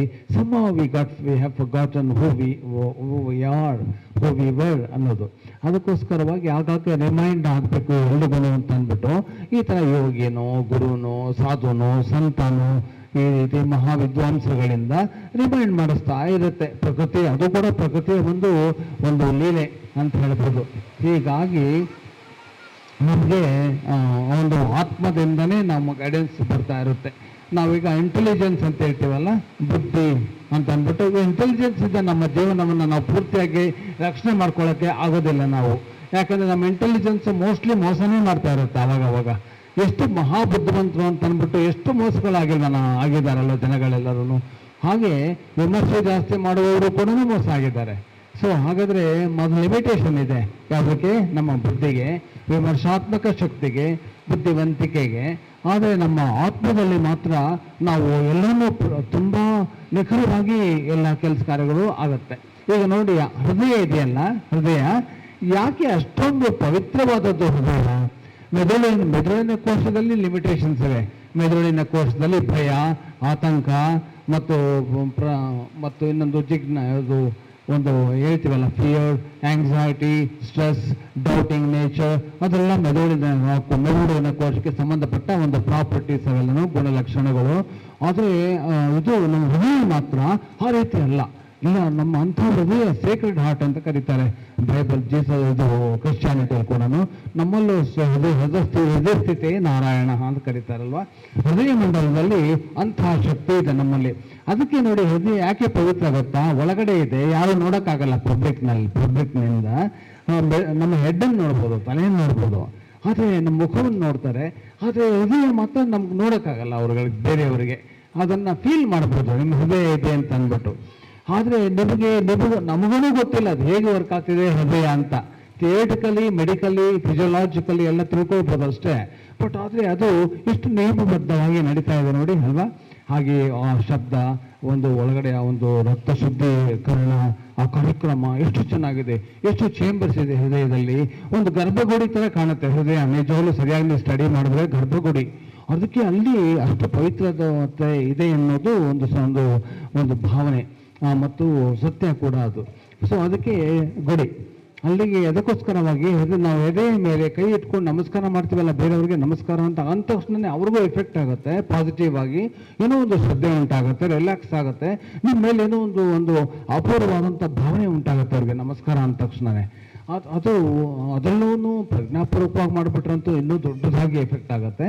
So ಹಾಗೆ ಅಷ್ಟು ಶಕ್ತಿ ಇದೆ ಮತ್ತು ಆತ್ಮಕ್ಕೆ ತುಂಬ ಹತ್ತಿರವಾಗಿದೆ. ಆತ್ಮ ಎಲ್ಲ ಕಡೆನೂ ಇದೆ, ಆದರೆ ವಿಶಿಷ್ಟವಾದ ಒಂದು ಸ್ಥಾನದಲ್ಲಿ ಇರಲ್ವಾ. ದೇವರು ಎಲ್ಲ ಕಡೆ ಇದ್ದಾನೆ, ಆದರೂ ಕೂಡ ದೇವಸ್ಥಾನದಲ್ಲೇ ಹೋಗಿ ನಮಸ್ಕಾರ ಮಾಡೋದು ಯಾಕೆ ನಾವು? ಎಲ್ಲ ಕಡೆ ಇದ್ದಾನಲ್ಲ. ಅಲ್ಲ, ಅದು ಕೂಡ ವಿಶೇಷವಾದಂಥ ಒಂದು ಸ್ಥಾನಗಳು ಇರುತ್ತೆ. ಅಲ್ಲಕ್ಕೂ ಹೆಚ್ಚು ಟ್ವಿಂಕಲ್ ಆಗ್ತಿರ್ತಾನೆ, ಹೆಚ್ಚು ಪ್ರಕಾಶಮಾನನಾಗ್ತಿರ್ತಾನೆ ಅಂತ ಅರ್ಥ, ಅಷ್ಟೇನೇನಿಲ್ಲ. ಸೊ ಅಲ್ಲಿ ಹೋಗಿ ಹಾಗೆ ಅದಕ್ಕೋಸ್ಕರವಾಗಿ ಹೃದಯದಲ್ಲಿ ಅವನು ನೆಲೆಸಿದಾನಂತೆ. ಯಾವುದು ಕನೆಕ್ಷನ್ ಬೇಕಲ್ಲ. ಸುಮ್ಮನೆ ನಮ್ಮನ್ನು ಮನುಷ್ಯರನ್ನ ಹಾಗೆ ಬಿಟ್ಬಿಟ್ರೆ ಅನಾಥರಾಗ್ಬಿಡಲ್ವಾ? ಯಾಕಂದರೆ ಯಾವುದೋ ರಕ್ಷಣೆ ಇಲ್ಲ, ಯಾವುದೋ ಮಾರ್ಗದರ್ಶನ ಇಲ್ಲ, ಒಂದು ಅಭಯ ಹಸ್ತ ಇಲ್ಲ. ಅದಕ್ಕೋಸ್ಕರವಾಗಿ ಪ್ರಕೃತಿ ಬಹಳ ತುಂಬ ದೊಡ್ಡ ಒಂದು ಶಕ್ತಿ ಅದು. ಹಾಗೆಯೇ ಈ ಪ್ರಕೃತಿ ಬೇರೆ, ಜೀವ ಆತ್ಮ ಬೇರೆ, ಮತ್ತು ಇದು ವಿಶ್ವಪ್ರಜ್ಞೆ ಇರುತ್ತೆ, ಇದೆಲ್ಲ ಬ್ರಹ್ಮ ಅಂತೀವಲ್ಲ ಅದು ಬೇರೆ. ಇವೆಲ್ಲ ಸೇರಿಕೊಂಡು ಸೃಷ್ಟಿಯಾಗಿರೋದು. ಸೊ ನಮ್ಮ ಒಳಗಡೆ ಇಡಬೇಕಲ್ಲ, ಅದಕ್ಕೆ ಆತ್ಮದ ಒಂದು ಪರಮಾತ್ಮ ಅಂತ ಹೇಳ್ತೇವಲ್ಲ, ಸೂಪರ್ ಸೋಲ್ ಅಂತ, ಸೂಪರ್ ಕಾನ್ಷಿಯಸ್ನೆಸ್ ಅಂತ, ಅದು ದೊಡ್ಡ ಮಹಾಪ್ರಜ್ಞೆ. ಅದೇ ಅಲ್ಟಿಮೇಟ್, ಅದಕ್ಕಿಂತ ದೊಡ್ಡದು ಯಾವುದೂ ಇಲ್ಲ. ಎಲ್ಲ ಕಡೆನೂ ಆವರಣ, ಎಲ್ಲ ಕಡೆ ಸ್ಯಾಚುರೇಟ್ ಆಗಿದೆ. ಅದು ನಮ್ಮ ಕನೆಕ್ಷನ್ಗೋಸ್ಕರವಾಗಿ ಹೃದಯದಲ್ಲಿ ಸುಮ್ಮನೆ ಅಲ್ಲಿ ಒಂದು ಸ್ಪಾರ್ಕ್ ಇದೆ. ಅದನ್ನು ಬೇಕಂದರೆ ಬೆಳೆಸ್ಕೋಬೋದು, ಇಲ್ಲಾಂದ್ರೂ ಇಡ್ಬೋದು. ಅದು ನಮ್ಮನ್ನು ಗಮನಿಸ್ಕೊಳ್ಳೋಕ್ಕೋಸ್ಕರ ಇಟ್ಟಿರೋದು. ಎಲ್ಲಾದರೂ ಈ ರೀತಿ ನಾವು ಎಲ್ಲೆಲ್ಲೋ ಹೋಗ್ತೀವಿ ನೋಡಿ, ಎಷ್ಟೋ ಘಟನೆಗಳು ನಮ್ಮ ಜೀವನದಲ್ಲಿ ಪ್ಲ್ಯಾನ್ ಮಾಡದೇ ಆಗಿರೋದು, ಅವೇ ಒಳ್ಳೇದಾಗಿರೋದು ಜಾಸ್ತಿ. ಪ್ಲ್ಯಾನ್ ಮಾಡಿಕೊಂಡು ಒಳ್ಳೇದು ಮಾಡ್ಕೊಂಡಿರೋದು ಬಹಳ ಕಡಿಮೆ ಇದೆ ನಮ್ಮಲ್ಲಿ. ಲೆಕ್ಕ ಹಾಕಿ ನೋಡಿ ಕುಳಿತುಕೊಳ್ಬೇಕಾದ್ರೆ ನೀವು. ಹಾಗೆ ಗೊತ್ತಿಲ್ಲದೇ ಪ್ರೇರಣೆ ಉಂಟಾಗ್ಬಿಟ್ಟು ಆ ರೀತಿ ನಿಮ್ಮ ಬುದ್ಧಿಯನ್ನು ಆಕ್ರಮಣ ಮಾಡಿಕೊಂಡು ಅದು ಕೆಲಸ ಆಗ್ಬಿಟ್ಟಿದೆ. ಆವಾಗ ಅಪ್ಪ ಹೆಂಗಾಯ್ತು ಇದು, ಹೇಗೆ ನಾನು ಬದುಕಿ ಬಂದೆ, ಹೇಗೆ ನಾನು ಪವಾಡದಲ್ಲಿ ನಾನು ಈಚೆ ಬಂದಿದ್ದೀನಿ, ಅದು ಹೇಗೆ ಸಾಧ್ಯ, ಅದು ಈ ಕಷ್ಟದಿಂದ ಪಾರಾದೆ, ಸಂಕಷ್ಟದಿಂದ ಪಾರಾದೆ, ನಾನು ಅನಾರೋಗ್ಯದಿಂದ ನಾನು ಈಚೆ ಬಂದೆ, ಹೇಗೆಲ್ಲ ಸಾಧ್ಯ ಆಯಿತು, ಮತ್ತು ಎಷ್ಟು ದೊಡ್ಡ ಸಮಸ್ಯೆ ಇತ್ತು, ಅದು ಸಮಸ್ಯೆ ಪರಿಹಾರ ಆಗೋಯ್ತು. ನಿಮ್ಮ ಬುದ್ಧಿವಂತಿಕೆಯಿಂದ ಆಗಲಿಲ್ಲ, ಆ ಹೃದಯವಂತಿಕೆಯಿಂದ ಆಗಿದೆ. ಏನೋ ಅಲ್ಲಿ ಇಂಟ್ಯೂಷನ್ ಅಂತ ಒಂದು ಫ್ಯಾಕಲ್ಟಿ ಇದೆ, ಒಂದು ಶಕ್ತಿ ಇದೆ. ಈಗ ಮೆದುಳಿನಲ್ಲಿ ನಾವು ಬುದ್ಧಿವಂತಿಕೆ ಅಂತೀವಲ್ಲ, ಆ ಬುದ್ಧಿ ಅಂತ. ಹಾಗೆಯೇ ಹೃದಯದಲ್ಲಿ ಇಂಟ್ಯೂಷನ್ ಅಂದರೆ ಅಂತ ಸಹಜ ಸ್ಫೂರ್ತಿ ಜ್ಞಾನಂ ಅಂತ, ಅಂತ ಸಹಜ ಸ್ಫೂರ್ತಿ ಜ್ಞಾನಂ ಅಂತ. ಅದಿದೆ ನೋಡಿ, ಆಶ್ಚರ್ಯ. ಅದಿರೋದ್ರಿಂದ ನಾವು ಅನಾಥರಾಗಕ್ಕೆ ಸಾಧ್ಯ ಇಲ್ಲ. ಯಾವಾಗಲೂ ನಮ್ಗೆ ಗೈಡೆನ್ಸ್ ಸಿಗುತ್ತೆ, ಹೇಗೋ ಒಂದು ರಕ್ಷಣೆ ಆಗಿಬಿಡುತ್ತೆ ನಮಗೆ. ನಾಸ್ತಿಕನಾದವನಿಗೂ ಆಗುತ್ತೆ, ಆದರೆ ಆಸ್ತಿಕನಾದವನಿಗೆ ಇನ್ನೂ ಹೆಚ್ಚು ಪರಮಾನಂದ ಉಂಟಾಗತ್ತೆ ಅವನಿಗೆ. ಯಾಕಂದರೆ ದೈವ ಅಂದರೆ, ದೇವರು ಅಂದರೆ ಬರೀ ಈ ಥರ ನನ್ನ ನಂಬೋರಿಗೆ ಮಾತ್ರ ನಾನು ಸಹಾಯ ಮಾಡ್ತೀನಿ ಅಂತ ಇಲ್ಲ. ಅದು ಉತ್ಪ್ರೇಕ್ಷೆ. ಅದು ನಮ್ಮದೇ ಇರೋನಿಗೂ ಮಾಡ್ತಾನೆ, ನಮ್ಮದೇ ಇರೋನಿಗೆ ಜಾಸ್ತಿ ಮಾಡಿರ್ತಾನೆ ಬೇಕಾದ್ರೆ ದೈವ. ಈಗ ತಾಯಿ ಏನು ಮಾಡ್ತಾಳೆ ಅಂದರೆ, ಯಾರು ತನಗೆ ಹೆಚ್ಚು ಪ್ರೀತಿಸಲು ಮಗು ಒಂದು 5 ಮಕ್ಕಳಲ್ಲಿ ಅವ್ರ ಮೇಲೇ ಜಾಸ್ತಿ ಗಮನ ತಾಯಿಗೆ. ಹಾಗಾಗ್ಬಿಟ್ಟು ತಾಯಿ ಇದು ವಿಲನ್ ಆಗಿಬಿಡ್ತಾಳೆ ಮನೆಯಲ್ಲಿ. ಎಲ್ಲರೂ ಕೂಡ ನೋಡು, ಎಷ್ಟೊಂದು ನೋಡ್ಕೊಳ್ತೀವಿ ನಾವು ತಾಯಿನ, ನಮ್ಮ ತಂದೆನ. ಆದರೆ ಯಾರು ನೋಡ್ಕೊಳ್ತಾ ಇಲ್ವೋ, ಸ್ವಲ್ಪ ಉದಾಸೀನ ಮಾಡ್ತಾರೋ, ತುಂಬ ಶೋಷಣೆ ಮಾಡ್ತಾರೋ ತಂದೆ ತಾಯಿನ, ಅವ್ರ ಮೇಲೆ ಜಾಸ್ತಿ ಪ್ರೀತಿಸ್ತಾರಲ್ಲ ಇವರು ಅಂತ ಎಷ್ಟೋ ಮಕ್ಕಳು ಅಂದ್ಕೊಳ್ತೀವಿ ನಾವು. ನಿಮ್ಗಳಿಗೂ ಅನುಭವ ಆಗಿದೆ ಅಲ್ವಾ? ಆದರೆ ಏನು ಪ್ರಕೃತಿ ಆ ನಿಯಮ ಇರೋದೇ ಹಾಗೆಯೇ. ಯಾರನ್ನೂ ಕೈ ಬಿಡಬಾರ್ದಲ್ಲ. ಯಾರು ಕೆಟ್ಟ ರಸ್ತೆಯಲ್ಲಿ ನಡೀತಾ ಇರ್ತಾರೋ ಅವ್ರಿಗೆ ತಾನೇ ಜಾಸ್ತಿ ಗಮನ ಕೊಡಬೇಕು. ಅವರು ತಗೊಳ್ತಾನೂ ಇರ್ತಾರೆ, ನಿಜ, ಬ್ಲಾಟಿಂಗ್ ಪೇಪರ್ ಥರ ಎಳ್ಕೋತಾ ಇರ್ತಾರೆ. ಏನು ಶಕ್ತಿ ಕೊಟ್ಟರು, ಸಂಪತ್ತು ಕೊಟ್ಟರು, ಆಶೀರ್ವಾದ ಕೊಟ್ಟರು, ಜ್ಞಾನ ಕೊಟ್ಟರು, ಪ್ರೀತಿ ಕೊಟ್ಟರು, ಎಳ್ಕೋತಾ ಇರ್ತಾರೆ ಅವರು. ಏನು ಮಾಡೋಕ್ಕಾಗೋದಿಲ್ಲ. ಸೃಷ್ಟಿಯಲ್ಲಿ ಆ ಥರ ಇದೆಯಲ್ಲ ನಿಯಮಗಳು. ಸೃಷ್ಟಿ ನಿಯಮಗಳನ್ನು ಅರ್ಥ ಮಾಡ್ಕೊಂಡ್ಬಿಟ್ರೆ ದುಃಖನೇ ಆಗೋದಿಲ್ಲ ಎಂದನು. ಅಷ್ಟು ಪರ್ಫೆಕ್ಟಾಗಿ ಎಲ್ಲ ನಿಯಮಬದ್ಧವಾಗಿ ನಡೀತಾ ಇದೆ. ಸಣ್ಣ ಅಣುವಿಂದ ಹಿಡಿದು ಮಹಾ ಸೆಲೆಸ್ಟಿಯಲ್ ಬಾಡೀಸ್ ಅಂತೀವಲ್ಲ, ದೊಡ್ಡದು ಆಂಡ್ರೋಮೆಡಾ ಗ್ಯಾಲಕ್ಸಿ ಅಂತಿದೆ, ಆ ಅಲ್ಲಿವರೆಗೂ ಹೋದ್ರೂ ಕೂಡ ನೀವು ಆ ನಿಯಮದಲ್ಲಿ ಎಲ್ಲ ಸಾಕ್ತಾ ಇದೆ. ನಿಯಮ ಎಲ್ಲಿ ನೋಡಿದ್ರು ನಿಯಮಗಳು. ನಾವು ಕಣ್ಣಿಗೆ ಕಾಣುವಂಥ ನಿಯಮಗಳು, ಕಾಣದೇ ಇರ್ತಕ್ಕಂಥ ನಿಯಮಗಳು, ಬುದ್ಧಿಗೆ ಗೋಚರವಾಗುವಂಥ ನಿಯಮಗಳು, ಗೋಚರವಾಗದೇ ಇರ್ತಕ್ಕಂಥ ನಿಯಮಗಳು, ಆ ಸುಂದರವಾದ ನಿಯಮಗಳು ನಮ್ಮ ರಕ್ಷಣೆಗೆ, ನಮ್ಮ ಪಾಲನೆಗೆ, ಪೋಷಣೆಗೆ, ನಮ್ಮ ಧರ್ಮಾರ್ಥಕ ಮೋಕ್ಷ ಸಿದ್ಧಿಗೋಸ್ಕರವಾಗಿ ಮಾಡಿರ್ತಕ್ಕಂಥದ್ದು. ಬ್ಯೂಟಿಫುಲ್ ಆಗಿ ಮಾಡಿದೆ. ಎಂಥ ಡಿಸೈನ್ ಗೊತ್ತಾ? ನಮ್ಮ ಶರೀರನೇ ಸಾಕು ತಿಳ್ಕೊಂಡ್ಬಿಟ್ರೆ ಎಷ್ಟು ಸುಂದರವಾದ ಡಿಸೈನ್ ನೋಡಿ. ಈಗ ನೀವು ದೊಡ್ಡ ಆರ್ಟಿಸ್ಟ್ ಇರ್ತಾರಲ್ಲ ಪ್ರಪಂಚದಲ್ಲಿ, ಬಹಳ ದೊಡ್ಡ ಆರ್ಟಿಸ್ಟ್ ಅಂದರೆ ಕಲಾವಂತರು ಅಂತ, ಅವ್ರಿಗೆಲ್ಲ ಕರೆದ್ಬಿಟ್ಟು ನಮ್ಮ ಮನುಷ್ಯನ ಶರೀರವನ್ನು ಬೇರೆ ಥರ ಡಿಸೈನ್ ಮಾಡಿ ತೋರಿಸಿ ಅವ್ರ ಕೈಯಲ್ಲಿ ಆಗೋದಿಲ್ಲ, ಖಂಡಿತ ಸಾಧ್ಯ ಆಗೋದಿಲ್ಲ. ಮಾಡಿದ್ರು ಕೂಡ ಕಣ್ಣನ್ನು ತೆಗೆದ್ಬಿಟ್ಟು ಇಲ್ಲೆಲ್ಲ ಇಟ್ಟು ಅಂತ ಇಟ್ಕೊಳ್ಳಿ, ಕೆನ್ನೆ ಮೇಲೆ ಒಂದು ಕಣ್ಣು, ಕಿವಿ ಬಂದ್ಬಿಟ್ಟು ಬೆನ್ನ ಮೇಲೆಲ್ಲ ಒಂದು ಕಡೆ ಇಡ್ತಾರೆ. ಈಗೆಲ್ಲ ಡಿಸೈನ್ ಸ್ವಲ್ಪ ವ್ಯತ್ಯಾಸ ಮಾಡಿ ನೋಡಿ ಅಂತೇಳಿ ಫೇಲ್ ಆಗಿಬಿಡ್ತಾರೆ. ಆಕೋಡ್ ಕಾಣುತ್ತೆ, ಅಪ್ಪ ಬೇಡಪ್ಪ ಇದು ಸರಿಗಿಲ್ಲ, ಇರೋದೇ ಕರೆಕ್ಟ್ ಆಗಿದೆ ಅಂತ ನಾವು ಪುನಃ ವಾಪಸ್ ಬರ್ತೀವಿ. ಹಾಗೆ ಇದು ಪರ್ಫೆಕ್ಟ್ ಕ್ರಿಯೇಷನು, ನಮ್ಮದು ಅಲ್ಟಿಮೇಟ್ ಕ್ರಿಯೇಷನು. ಇದಕ್ಕಿಂತ ದೊಡ್ಡದು ಯಾವುದೂ ಇಲ್ಲ. ಪ್ರಕೃತಿ ಭಾಳ ಚೆನ್ನಾಗಿ ಆಲೋಚನೆ ಮಾಡಿ, ಮನುಷ್ಯನೇ ಇಷ್ಟು ಆಲೋಚನೆ ಮಾಡ್ತಾನೆ. ಒಂದು ಸಣ್ಣ ಕಾರ್ಯಕ್ರಮ ಮಾಡಬೇಕಾದ್ರೆ ಸರಿಯಾಗಿ ಮಾಡಬೇಕು, ಹೀಗಿರಬೇಕು, ಹಾಗಿರಬೇಕು ಅಂತ. ಇನ್ನು ಮನುಷ್ಯರ ಒಂದು ಮೂಲ ಏನಿದೆ, ಈ ಒಂದು ಭೂಮಿಯ ಮೂಲ, ಎಲ್ಲನೂ ನಾವು ಗ್ರಹಗಳ ಮೂಲ, ಇದೆಲ್ಲ ನೋಡ್ತಾ ಇದ್ರೆ ಎಷ್ಟು ಆಲೋಚನೆ ಮಾಡಿರಬೇಕು, ತಪಸ್ಸು ಮಾಡಿರಬೇಕು, ಗಂಭೀರವಾಗಿ ಮಾಡಿರಬೇಕು, ಪರ್ಫೆಕ್ಟ್ ಯೂನಿವರ್ಸ್ ಕ್ರಿಯೇಟ್ ಮಾಡಬೇಕು ಅಂತ. ಇದು ಪರ್ಫೆಕ್ಟ್ ಆಗಿದೆ. ನಮ್ಮ ದೋಷಗಳಿಂದ, ನಮ್ಮ ಬುದ್ಧಿಯಿಂದ, ಸ್ವಾರ್ಥತೆಯಿಂದ, ನಮ್ಮ ನಿರೀಕ್ಷಣೆಗಳಿಂದ ಇದು ಸರಿ ಇಲ್ಲ, ಅದು ಸರಿಗಿಲ್ಲ ಅಂತ ಹೇಳ್ತಾ ಇರ್ತೀವಿ. ಬಟ್ ಆ್ಯಕ್ಚುಲಿ ಪರ್ಫೆಕ್ಟ್ ಆಗಿದೆ. ಅದು ಎಷ್ಟು ಸುಂದರವಾಗಿ ತುಂಬ ಚೆನ್ನಾಗಿದೆ. ಹಾಗೆ ಇದು ಬಹಳ ಗಂಭೀರವಾದ ವಿಚಾರ. ಎಷ್ಟು ಆಳವಾಗಿ ಹೋಗ್ತಾ ಇದ್ರೆ ನಿಮ್ಗೆ ಅಷ್ಟು ಕರ್ಕೊಂಡು ಹೋಗ್ತಾ ಇರುತ್ತೆ. ಧ್ಯಾನ ಮಾಡಬೇಕು. ಧ್ಯಾನ ಮಾಡಿದ್ರೆ ನಮಗೆ ಅರಿವಾಗುತ್ತೆ, ಖಂಡಿತ ಆಗುತ್ತೆ. ಫೇಲ್ ಆಗಿ ಈಚೆ ಬರೋದೇ ಇಲ್ಲ ನೀವು ಧ್ಯಾನದಿಂದ. ಯಾವ ಫಲಭರಿತವಾಗಿ ಈಚೆ ಬರೋದು, ಅದು ಆಶ್ಚರ್ಯ ಅಲ್ವಾ? ಬರೀ ನೋಡಿ, ಸುಮ್ಮನೆ ಯಾರಾದ್ರೊಂದು ಪ್ರಶ್ನೆ ಕೇಳಿದ್ರೆ ಏನು ಮಾಡ್ತೀರಾ ನೀವು? ಉತ್ತರ ಗೊತ್ತಿಲ್ಲ ಅಂದರೆ ಸ್ವಲ್ಪ ತಲೆ ಕೆರ್ಕೊಳ್ತೀರ, ಉತ್ತರ ಗೊತ್ತಿಲ್ವಲ್ಲ ಅಂತ. ಸೊ ಮತ್ತು ಇನ್ನೂ ಬೇಗ ಹೇಳಿ ನೀವು ನಾನು ಉತ್ತರ ಕೊಡಿ ಅಂದರೆ ನಾಳೆ ಬರ್ತೀರಾ, ನಾಳೆ ಕೊಡ್ತೀನಿ ಅಂತ ಹೇಳ್ತೀರಾ. ಅಲ್ಲಿವರೆಗೂ ನೋಡಿ ಇದ್ರ ಬಗ್ಗೆ ಇನ್ನೂ ಚಿಂತನೆ ಮಾಡ್ತಾ ಇರ್ತೀರಲ್ಲ, ಅದು ಕುಳಿತುಕೊಂಡು ಮಾಡಲ್ಲ, ಹಾಗೆ ಮಾಡ್ತಾನೆ ಇರ್ತಾರೆ ಎಲ್ಲೋ ಒಂದು ಕಡೆ. ಹಾಗೆ ಆತ್ಮ ಟೇಕ್ ಓವರ್ ಮಾಡಿಬಿಡುತ್ತೆ ನಮ್ಮ ಕೈಯಲ್ಲಿ ಆಗದೆ ಇರುವಾಗ. ಒಂದು ಫ್ಲ್ಯಾಶ್ ಮಾಡುತ್ತೆ, ಇದೇ ಥರ ಉತ್ತರ ಅಂತ ಅಂದ್ಬಿಟ್ಟು. ಎಷ್ಟು ಸಾರಿ ನೀವು ಅರ್ಧರಾತ್ರಿ ಎದ್ದುಬಿಟ್ಟು, ಅಪ್ಪ ಈಗ ಗೊತ್ತಾಯ್ತು ನನಗೆ, ಖಂಡಿತ ನನ್ನ ಹತ್ರ ಉತ್ತರ ಇದೆ, ಪರಿಹಾರ ಇದೆ, ಮಾರ್ಗದರ್ಶನ ಇದೆ, ನನಗೀಗ ಅರ್ಥ ಆಯಿತು ಅಂತ ಅಂದ್ಬಿಟ್ಟು ಒಂದು ಬೆಳಿಗ್ಗೆ ಎದ್ದು ಸಂತೋಷವಾಗಿ ಅವ್ರಿಗೂ ಅದನ್ನು ಹ್ಯಾಂಡಲ್ ಮಾಡಿದ್ದೀರಾ ನೀವು ಅಂಥದ್ದು ವಿಷಯಗಳನ್ನೆಲ್ಲ. ಹಾಗೆ ಇದು ಇಂಟ್ಯೂಷನ್ ಅಂತ ಒಂದು ದೊಡ್ಡ ಫ್ಯಾಕಲ್ಟಿ ಇದೆ. ಅದು ಧ್ಯಾನದಿಂದ ಎಲ್ಲ ಗೊತ್ತಾಗ್ತಾ ಇರುತ್ತೆ.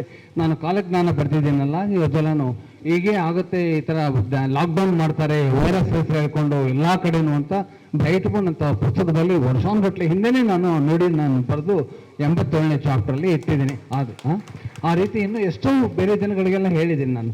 ಅಂದರೆ ನಮಗೆ ಅಷ್ಟು ಫೆಸಿಲಿಟಿ ಇದೆ, ನಮ್ಮಲ್ಲಿ ಅಷ್ಟು ರಿಸೋರ್ಸಸ್ ಇವೆ, ಅಂಥ ಕನೆಕ್ಷನ್ಸ್ ಎಲ್ಲ ಇಟ್ಟಿದ್ದಾನೆ. ಎಂಥ ದಿವ್ಯವಾದ ಶರೀರಪ್ಪ ಇದು, ಸಾಮಾನ್ಯವಾದ ಶರೀರ ಸತ್ಯವಾಗ್ಲೂ ಅಲ್ಲ. ನೋಡಿ ಹೇಗೆ ಹೋದ್ರೂ ಶರೀರದಲ್ಲಿ ಇವತ್ತಿಗೂ ಅರ್ಥ ಆಗಿಲ್ವಲ್ಲ, ಅದೇಳಿ ಇಷ್ಟು ವರ್ಷಾನುಗಟ್ಟಲೆ ಆಗಿದೆ. ಬುದ್ಧಿ ಬಂದು ನಮಗೆ ಬುದ್ಧಿ ವಿಕಾಸ ಆಗಿ ವೈಜ್ಞಾನಿಕ ಮನೋಭಾವ ಬಂದ್ಬಿಟ್ಟು ಪರೀಕ್ಷೆಗಳನ್ನೆಲ್ಲ ಮಾಡ್ತಾ ಇದ್ದೀವಿ, ಎಕ್ಸ್ಪೆರಿಮೆಂಟ್ ಮಾಡಿದ್ಮೇಲೆ ಎಕ್ಸ್ಪೆರಿಮೆಂಟ್ಗಳು ಮತ್ತು ಎಷ್ಟು ಇದು ಎಲ್ಲ ಡೆವಲಪ್ ಮಾಡಿದ್ದೀವಿ, ಕಂಪ್ಯೂಟರ್ ಮಾಡಿದ್ದೀವಿ. ಏನು ಬೇಕು ನಿಮಗೆ, ಮೊಬೈಲ್ ಟೆಕ್ನಾಲಜಿ ಇಂಪ್ರೂವ್ ಆಗಿದೆ, ಆರ್ಟಿಫಿಷಿಯಲ್ ಇಂಟೆಲಿಜೆನ್ಸ್ ಬಂದಿದೆ. ಆದರೂ ಕೂಡ ಮನುಷ್ಯನ ಶರೀರ ಸತ್ಯವಾಗಿ ಇವತ್ತಿಗೂ ಗೊತ್ತಾಗಿಲ್ಲಪ್ಪ. ಅನಾಟಮಿ ಅಂತ ಅಂದರೆ ಗೊತ್ತಲ್ಲ ನಿಮಗೆ, ಒಂದು ಮನುಷ್ಯನ ಶರೀರದಲ್ಲಿ ಏನೇನಿದೆ ಅಂತ ನೋಡಿದ್ದಾರೆ, ಅದು ಮಾತ್ರ ಡೈಸೆಕ್ಟ್ ಮಾಡ್ತಾರೆ. ಡೈಸೆಕ್ಟ್ ಅಂದರೆ ಚಾಪ್ ಮಾಡೋದು. ಈಗ ಸೇಬ್ ತಗೊಂಡು ಕಡಿತೀವಲ್ವಾ, ಅರ್ಧ ಮಾಡ್ತೀವಿ, ಎಷ್ಟೆಷ್ಟು ಬೇಕೋ ಆ ಥರ ಭಾಗಗಳು ಮಾಡ್ಕೊಳ್ತೀವಲ್ವ, ಗೊತ್ತಾಗ್ಬಿಡ್ತದೆ ಅದ್ರೊಳಗೆ ಏನಿದೆ ಅಂತ. ಆದರೆ ಅದು ಬೇರೆ, ಅದು ಇದು ಜೀವಂತವಾಗಿರುವ ಒಬ್ಬ ಮನುಷ್ಯನಲ್ಲಿ ಏನೇನು ನಡೆಯುತ್ತೆ ಶರೀರದಲ್ಲಿ ಅನ್ನೋದು ಮನಸ್ಸಿನಲ್ಲಿ ಬೇಡ, ಶರೀರದಲ್ಲಿ ಅನ್ನೋದು ಸತ್ಯವಾಗಿ ಇವತ್ತಿಗೂ ಗೊತ್ತಾಗಿಲ್ಲ. ಅದು ಮಿಸ್ಟ್ರಿ ಟ್ಯಾಕಲ್ ಮಾಡೋಕ್ಕಾಗೋದಿಲ್ಲ. ಮನುಷ್ಯ ನಾನು ಯಾವಾಗ ಬುದ್ಧಿವಂತ, ನನಗೆಲ್ಲ ಗೊತ್ತಾಗ್ಬಿಡುತ್ತೆ, ನಾನು ಹಿಡ್ಕೊಂಡ್ಬಿಡ್ತೀನಿ, ಪರೀಕ್ಷೆ ಮಾಡಿಬಿಡ್ತೀನಿ, ಸತ್ಯ ತಿಳ್ಕೊಂಡ್ಬಿಡ್ತೀನಿ ಅಂತ ಹೋಗ್ತಾನಲ್ಲ, ಸತ್ಯವನ್ನು ಪೂರ್ತಿ ಗೊತ್ತಾಗೋದಿಲ್ಲ.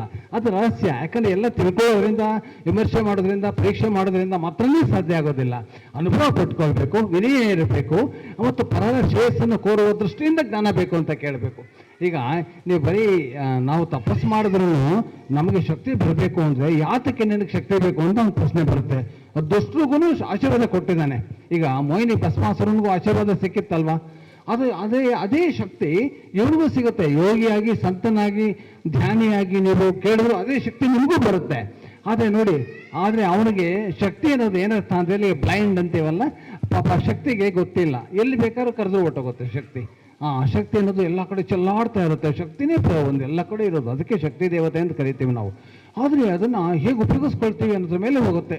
ಕೊನೆಗೆ ಏನಂದರೆ, ಯಾರು ಸತ್ಕಾರ್ಯವನ್ನು ಮಾಡ್ತಾರೋ, ಸದ್ವಿಚಾರಕ್ಕೋಸ್ಕರವಾಗಿ, ಮಾನವ ಕಲ್ಯಾಣಕ್ಕೋಸ್ಕರವಾಗಿ, ಲೋಕ ಕಲ್ಯಾಣಕ್ಕೋಸ್ಕರವಾಗಿ ಶಕ್ತಿಯನ್ನು ಬೇಡ್ತಾರೋ ಅವ್ರಿಗೆ ಮಾತ್ರ ವಿಶಿಷ್ಟವಾದಂಥ ಒಂದು ಶಕ್ತಿ ಉಂಟಾಗತ್ತೆ. ಅಂದರೆ ಸಕಾರಾತ್ಮಕವಾಗಿರ್ತಕ್ಕಂಥದ್ದು, ರಚನಾತ್ಮಕವಾಗಿರ್ತಕ್ಕಂಥದ್ದು.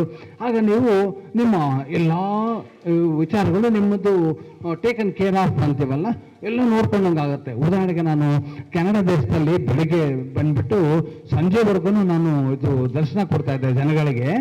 ನೀರಿಲ್ಲ, ಹಾಲಿಲ್ಲ, ಏನೂ ಇಲ್ಲ. ಆದರೆ ಜನಗಳು ಬಂದ್ಬಿಟ್ಟು, ಯಾಕೆ ನೀವು ನಾವೇನಾದರೂ ತಗೊಳ್ಳಿ, ನೀವು ತುಂಬ ಬೆಳಗ್ಗೆಯಿಂದ ಹಾಗೇ ಇದ್ದೀರಾ ಅಂದರು. ನಾನು ಖಂಡಿತ ಇಲ್ಲ, ಜನರನ್ನು ಪೂರ್ತಿಯಾಗಿ ನೋಡಿದ್ಮೇಲೆ ನಾನು ಊಟ ಮಾಡೋದು ಅಂತ ಹೇಳಿದೆ. ಶಕ್ತಿ ಎಲ್ಲಿಂದ ಬರುತ್ತೆ? ಪರರ ಶ್ರೇಯಸ್ಸನ್ನು ಕೋರ್ತಾ ಇರಬೇಕಾದ್ರೆ, ಅವ್ರಿಗೋಸ್ಕರ ದುಡಿತಾ ಇರಬೇಕಾದ್ರೆ, ನೀನು ಬರೆದ್ಕೊಂಡ್ಬಿಟ್ಟಿದ್ರೆ ಅದು automatically you taken care of, ನಿಮ್ಮನ್ನು ಗಮನ ಇಟ್ಕೊಂಡ್ಬಿಟ್ಟಿದೆ ಆಗಲೇ. ಇದು ಸತ್ಯವಾದ ಮಾತು. ಇದು ನಮ್ಮನ್ನು ನಾವು ಯೋಚನೆ ಮಾಡೋದು ಒಂದು ತಪ್ಪಿಲ್ಲ, ಅದು ಸಾಮಾನ್ಯ ಮಾನವ. ನಮ್ಮನ್ನು ನಾವು ತುಂಬ ಆಲೋಚನೆ ಮಾಡಿದ್ರೆ ಸ್ವಾರ್ಥ ಮಾನವ ಆಗ್ತೇವೆ ನಾವು ಪರರಿಗೋಸ್ಕರ ಪರೋಪಕಾರಂ ಇದಂ ಶರೀರಂ. ಬೇರೆಯವರಿಗೆ ಕೊಡೋದ್ರಲ್ಲೇ ಮೈ ಮರೆತ್ಕೊಂಡ್ಬಿಟ್ಟು ತನ್ನ ನೋವೇ ಗೊತ್ತಿಲ್ಲ, ತಾನು ಎಲ್ಲಿ ಹೋಗ್ತಾ ಇದೆ, ಏನಾಗಿದೆ, ನನಗೆ ಹೊಟ್ಟೆ ಹಸಿತಾ ಇಲ್ವಾ, ಆನಂದದಲ್ಲಿ ಇರ್ತೀವಲ್ಲ. ಅಷ್ಟು ಆನಂದ ಬೇರೆಯವರಿಗೆ ಶ್ರೇಯಸ್ ಯಾರಿಗೆ ಬೇಕೋ ಅವ್ರಿಗೆ ನೀವು ಕೊಡ್ತೀರಲ್ಲ, ಯಾರಿಗೆ ಬೇಕೋ ಅವ್ರಿಗೆ ಮಾತ್ರ. ಸುಮ್ಮನೆ ಊಟ ಮಾಡಿರೋರಿಗೆ ನೀವು ಫೋರ್ಸ್ ಮಾಡಿದ್ರೆ ಅದು ತಪ್ಪದು. ಬೇಕಾಗಿರೋರಿಗೆ ಅದನ್ನು ನಿಷ್ಫಲಾಪೇಕ್ಷೆಯಿಂದ ಏನು ಬಿಸ್ನೆಸ್ ಥರ ಮಾಡದೆ ನಾವು ಕೊಡ್ತೀವಲ್ಲ, ಅದು ಆಧ್ಯಾತ್ಮಿಕವಾದಂಥ ಟ್ರಾನ್ಸಾಕ್ಷನ್ನು. ಅದರಲ್ಲಿ ಒಂದೇ ಗುರಿ, ಅವ್ರು ಚೆನ್ನಾಗಿರ್ಬೇಕು, ಇವ್ರು ಚೆನ್ನಾಗಿರ್ಬೇಕು, ಅವ್ರು ಚೆನ್ನಾಗಿರ್ಬೇಕು, ಪಾಪ ಅವ್ರಿಗೆ ಒಳ್ಳೇದಾಗಲಿ, ಇವ್ರಿಗೆ ಒಳ್ಳೇದಾಗಲಿ, ಅದೇ ಥರ ನೋಡ್ತಾನೇ ಇದ್ದರೆ ಆ ದೃಷ್ಟಿಯಿಂದ ಇವರು ಒಳ್ಳೆಯವರು, ಅವರು ಒಳ್ಳೆಯವರು, ಅವ್ರಿಗೆ ಯಾವ ಸರಿ ಮಾಡಲಿ, ನಾನು ಒಳ್ಳೆತನ ತೋರಿಸಲಿ ಹೆಚ್ಚು, ಅವ್ರಿಗೆ ಯಾವ ರೀತಿ ಪರಿವರ್ತನೆ ಮಾಡಲಿ, ಹೇಗೆ ಅವರಿಗೆ ಕಷ್ಟ ಪರಿಹಾರ ಮಾಡಲಿ, ಅದೇ ಥರ ತಾಯಿ ಮನೋಭಾವದಲ್ಲೇ ಇರಬೇಕು. ಆಗ ಅಲ್ವಾ ಇದು ಮಾತೃರೂಪೇಣ ಸಂಸ್ಥಿತ, ಎಲ್ಲನೂ ಮಾತೃರೂಪದಲ್ಲಿ ಎಲ್ಲ ಬ್ಯಾಲೆನ್ಸ್ ಆಗ್ತಾ ಇದೆ. ತಾಯಿತನ ಬರೀ ಬಯೋಲಾಜಿಕಲಿ ಮದರ್ ಆದರೆ ಮಾತ್ರ ಮದರ್ ಅನ್ಕೋಬೇಡಿ. ಬೇರೆ ಪುರುಷರಲ್ಲೂ ಕೂಡ ಮಾತೃತ್ವ ಇದ್ದುಬಿಟ್ರೆ ಅವ್ರಿಗೂ ಕೂಡ ನಮಸ್ಕಾರ ಮಾಡ್ತೀವಿ ನಾವು ಅದೇ ದೃಷ್ಟಿಯಿಂದ. ನಾವು ನೀನು ಮಾತೃ ಸ್ವರೂಪಿಯಪ್ಪ ಅಂತ ಅಂದ್ಬಿಟ್ಟು ಆ ಲಕ್ಷಣ ಮಾತೃತ್ವದಲ್ಲೇ ಬರೋದು. ಈಗ ನೋಡಿ, ಒಂದು ಮಂಗನ ಮರಿ ಕೂಡ ಅದು ಮಾತೃ ಎಷ್ಟು ಚೆನ್ನಾಗಿ ಅಪ್ಕೊಂಡು ಕರ್ಕೊಂಡು ಹೋಗುತ್ತೆ ನೋಡಿ. ಅದು ಟೈಟಾಗಿ ಇಟ್ಕೊಂಡಿರುತ್ತೆ ಮಂಗನ ಮರಿ, ಪಾಪ ಅದನ್ನ ಎದೆನ ಅದು ತಾನು ಇಟ್ಕೊಂಡಿಲ್ಲ, ತಾಯಿ ಮಗು ಮಾತ್ರ ಇಟ್ಕೊಂಡಿರೋದು. ಮಗುಗೆ ಅಷ್ಟು ನಂಬಿಕೆ, ನನ್ನ ತಾಯಿ ಬದ್ಧವಾಗಿ ಹಿಡ್ಕೊಂಡಿದ್ರೆ ಒಳ್ಳೇದು ಅಂತ, ಆ ತಾಯಿಗೂ ನಂಬಿಕೆ ಮಗು ಮೇಲೆ ನಾನು ಕೈ ಬಿಟ್ಟಿದ್ದೀನಿ, ಅದು ಕೂಡ ನೀವು ಹಿಡ್ಕೊಂಡಿರ್ತೀಯ ಅಂತ ನಂಬಿಕೆ. ಎಂಥ ನಮ್ಮ ಅದ್ಭುತ ಅಪ್ಪದ ಚಮತ್ಕಾರ. ಈಗ ತಾನೇ ಹುಟ್ಟಿರ್ತಕ್ಕಂಥ ಮಗುಗೆ ಅಷ್ಟೊಂದು ನಂಬಿಕೆ, ಅಷ್ಟು ಶಕ್ತಿ, ಅಷ್ಟೊಂದು ಒಂದು ದಿವ್ಯ ಮೇಧಾಶಕ್ತಿ ಎಲ್ಲಿಂದ ಬಂತದ್ದು? ಅದಕ್ಕೆ ಇಂಟ್ಯೂಷನ್ ಅಂತ ಕರೆಯೋದು. ಮಾತೃರೂಪೇಣ ಸಂಸ್ಥಿತ ಎಲ್ಲನೂ ಅಷ್ಟೇ. ಹಾಗೆ ಇದು ಯೋಚನೆ ಮಾಡ್ತಾ ಇದ್ರೆ ನೀವು ಎಷ್ಟು ಆಳವಾಗಿದೆ ಅಂದರೆ, ಇದು ನೀವು ನಿಜವಾದ ಊಟ, ಇದು ನಿಜವಾದ ಆತ್ಮದ ಊಟ, ಆತ್ಮದ ಒಂದು ರಸದೂಟ ಬರ್ತಾ ಇದ್ರೆ ಇದು ಎಲ್ಲ ಶೇಸ್ ಆಗ್ತಾ ಇರುತ್ತೆ ಆಟೋಮೆಟಿಕ್ಲಿ, ಎಲ್ಲ ನೋಡ್ಕೊಂಡಿರುತ್ತೆ. ಯಾರೋ ಒಬ್ರು ನನಗೆ ನ್ಯೂಜಿಲೆಂಡ್ನಲ್ಲಿ ನಾನು ನೋಡೋಕೆ ದರ್ಶನ ಮಾಡಬೇಕು ಅಂತ ಈ ಥರ ಬಂದಿದ್ರು ಒಂದು ಫಂಕ್ಷನ್ಗೆ. ಆಮೇಲೆ ಅಲ್ಲಿ ಬೆಂಕಿ ಎತ್ಕೊಂಡ್ಬಿಟ್ಟಿದೆ ಅವ್ರ ಶಾಪ್ಗೆ. ಅವರು ಏನು ಎದ್ರುಕೊಂಡೆಲ್ಲ ಇದು ಮಾಡಿದ್ರು, ಗಾಬರಿ ಆಗಿದ್ರು ಇವರು. ಆಮೇಲೆ ಮಾನ್ಯದ ನನಗೆ ಹೇಳಿದ್ರು, ಅವ್ರು ಬಂದ್ಬಿಟ್ಟು ಶಾಪೆಲ್ಲ ಬೆಂಕಿ ಆಗಿದೆ, ಆದರೆ ಮುಖ್ಯವಾದ ವಿಷಯಗಳು ಏನೂ ಆಗಿಲ್ಲ. ನನ್ನ ಫೋಟೋ ಕೂಡ ಅಲ್ಲೇ ಇಟ್ಕೊಂಡಿದ್ದಾರೆ ಅವರು ಒಬ್ಬ ಫೈರ್ ಎಕ್ಸ್ಟಿಂಗ್ವಿಷರ್ ಬಂದು ಹೇಳಿದ್ರಂತೆ, ಇವನು ಯಾರಿವರು ಒಳ್ಳೆ ಆನಂದ ಕುಳಿತುಕೊಂಡು ನೋಡ್ತಾ ಇದ್ದಾರೆ, ಅವ್ರ ಫೋಟೋ ಏನೂ ಆಗಿಲ್ವಲ್ಲ ಇಲ್ಲಿ ಅವ್ರು ಅಂದ್ರಂತೆ ಅವರು ಫೈರ್ ಬ್ರಿಗೇಡ್ ಅವರು. ಆಮೇಲೆ ಟಿಲ್ಲರ್ ಇದೆಯಲ್ಲ ದೊಡ್ಡೊಂದು, ಅದಕ್ಕೆ ಏನಾಗಿಲ್ಲ, ಡಾಕ್ಯುಮೆಂಟ್ಸು ಏನಾಗಿಲ್ಲ, ಏನೋ ಸೂಪರ್ಫಿಷಿಯಲ್ ಆಗಿ ಕೆಲವು ಫೈರ್ ಆಗಿದೆ, ಕೆಲವೆಲ್ಲ ಏನೂ ಆಗಿಲ್ಲ. ಹಾಗೆ ಒಂದು ವಿಷಯಕ್ಕೆ ನಾವು ನಂಬಿಕೆ ಇಟ್ಕೊಂಡು ಹೊರಟೋದಾಗ ಮೋಸ್ಟ್ಲಿ ಲಾರ್ಜ್ಲಿ ಎಲ್ಲ 100% ಅನ್ಬೇಡಿ, ಯಾವಾಗಲೂ ಒಂದು 99 ಮಾಡಿರಿ. ಯಾವುದಕ್ಕೂ ಎಕ್ಸೆಪ್ಷನ್ಸ್ ಅಂತ ಒಂದು ಇದ್ದೇ ಇರುತ್ತೆ, ಯಾವುದಕ್ಕೂ ಅದು ಬ್ರಹ್ಮನ ಸೃಷ್ಟಿ ನಿಯಮ ಅದು. ಸೊ ಅದು ಮೋಸ್ಟ್ಲಿ ಅದು ಟೇಕನ್ ಕೇರ್ ಆಫ್, ಅಂದರೆ ನೋಡ್ಕೊಂಡಿದ್ದೀವಿ ಅಂತ. ಈಗ ಇಲ್ಲಿ ಏನು ವಿಷಯಕ್ಕೆ ಬರ್ತಾ ಇದ್ದೀವಿ ಅಂದರೆ, ಆತ್ಮದಲ್ಲಿ ಹಿಡಿತಾ ಇದ್ರೆ ಬಾವಿಗೆ ಆಳ ಇದೆ ಅಲ್ವಾ, ಕೊನೆಗೆ ಇದಕ್ಕೆ ಆಳ ಇಲ್ಲ. ಹೋಗ್ತಾ ಎಲ್ಲಿಗೆ ಎಂಡ್ ಆಗ್ತೀರ ನೀವು ಅಂದರೆ, ಪರಮಾತ್ಮನ ಎಂಡ್ ಆಗಿಬಿಡ್ತೀರ. ಪರಮಾತ್ಮ ಮೀಟ್ ಮಾಡ್ಕೊಂಡು ಎಂಡ್ ಆಗ್ತೀರ ಅಲ್ಲಿ, ಅವನು ವೆಲ್ಕಮ್ ಅನ್ನೋ ಥರ. ಅಂದರೆ ಅಷ್ಟು ಮ್ಯಾಜಿಕಲ್ ಬ್ಯೂಟಿಫುಲ್ ಬಾಡಿ ಇದೆ, ಸೈಂಟಿಫಿಕ್ ಆಗಿದೆ ನೋಡೋಕ್ಕೆ. ಒಳಗಡೆ ಹೋದರೆ ಸ್ಪಿರಿಚುವಲ್ಲು, ಮೇಲೆ ಮಾತ್ರ ಸೈಂಟಿಫಿಕ್ ಬಾಡಿ. ಎಂಥ ಕಾಂಬಿನೇಷನ್, ಡಿಜಿಟಲ್ ಬಾಡಿ ಮತ್ತು ಇನ್ಫಿನಿಟ್ ಮೈಂಡ್ ಅಂತ.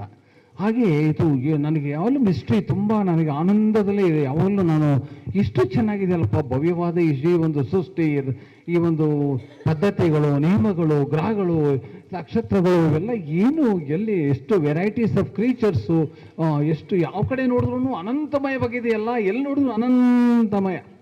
ಒಂದು ಅಕ್ಕಿ ಕಾಳನ್ನು ಕೂಡ ಒಳಗಡೆ ಹೋಗ್ತಾ ಅನಂತಮಯವಾಗಿದೆ. ಅಕ್ಕಿ ಕಾಳು ಕೂಡ ಕೊನೆ ಇಲ್ಲ ನಿಮಗೆ, ಅದು ಹೋಗ್ತಾ ಇದೆ ಒಳಗಡೆ.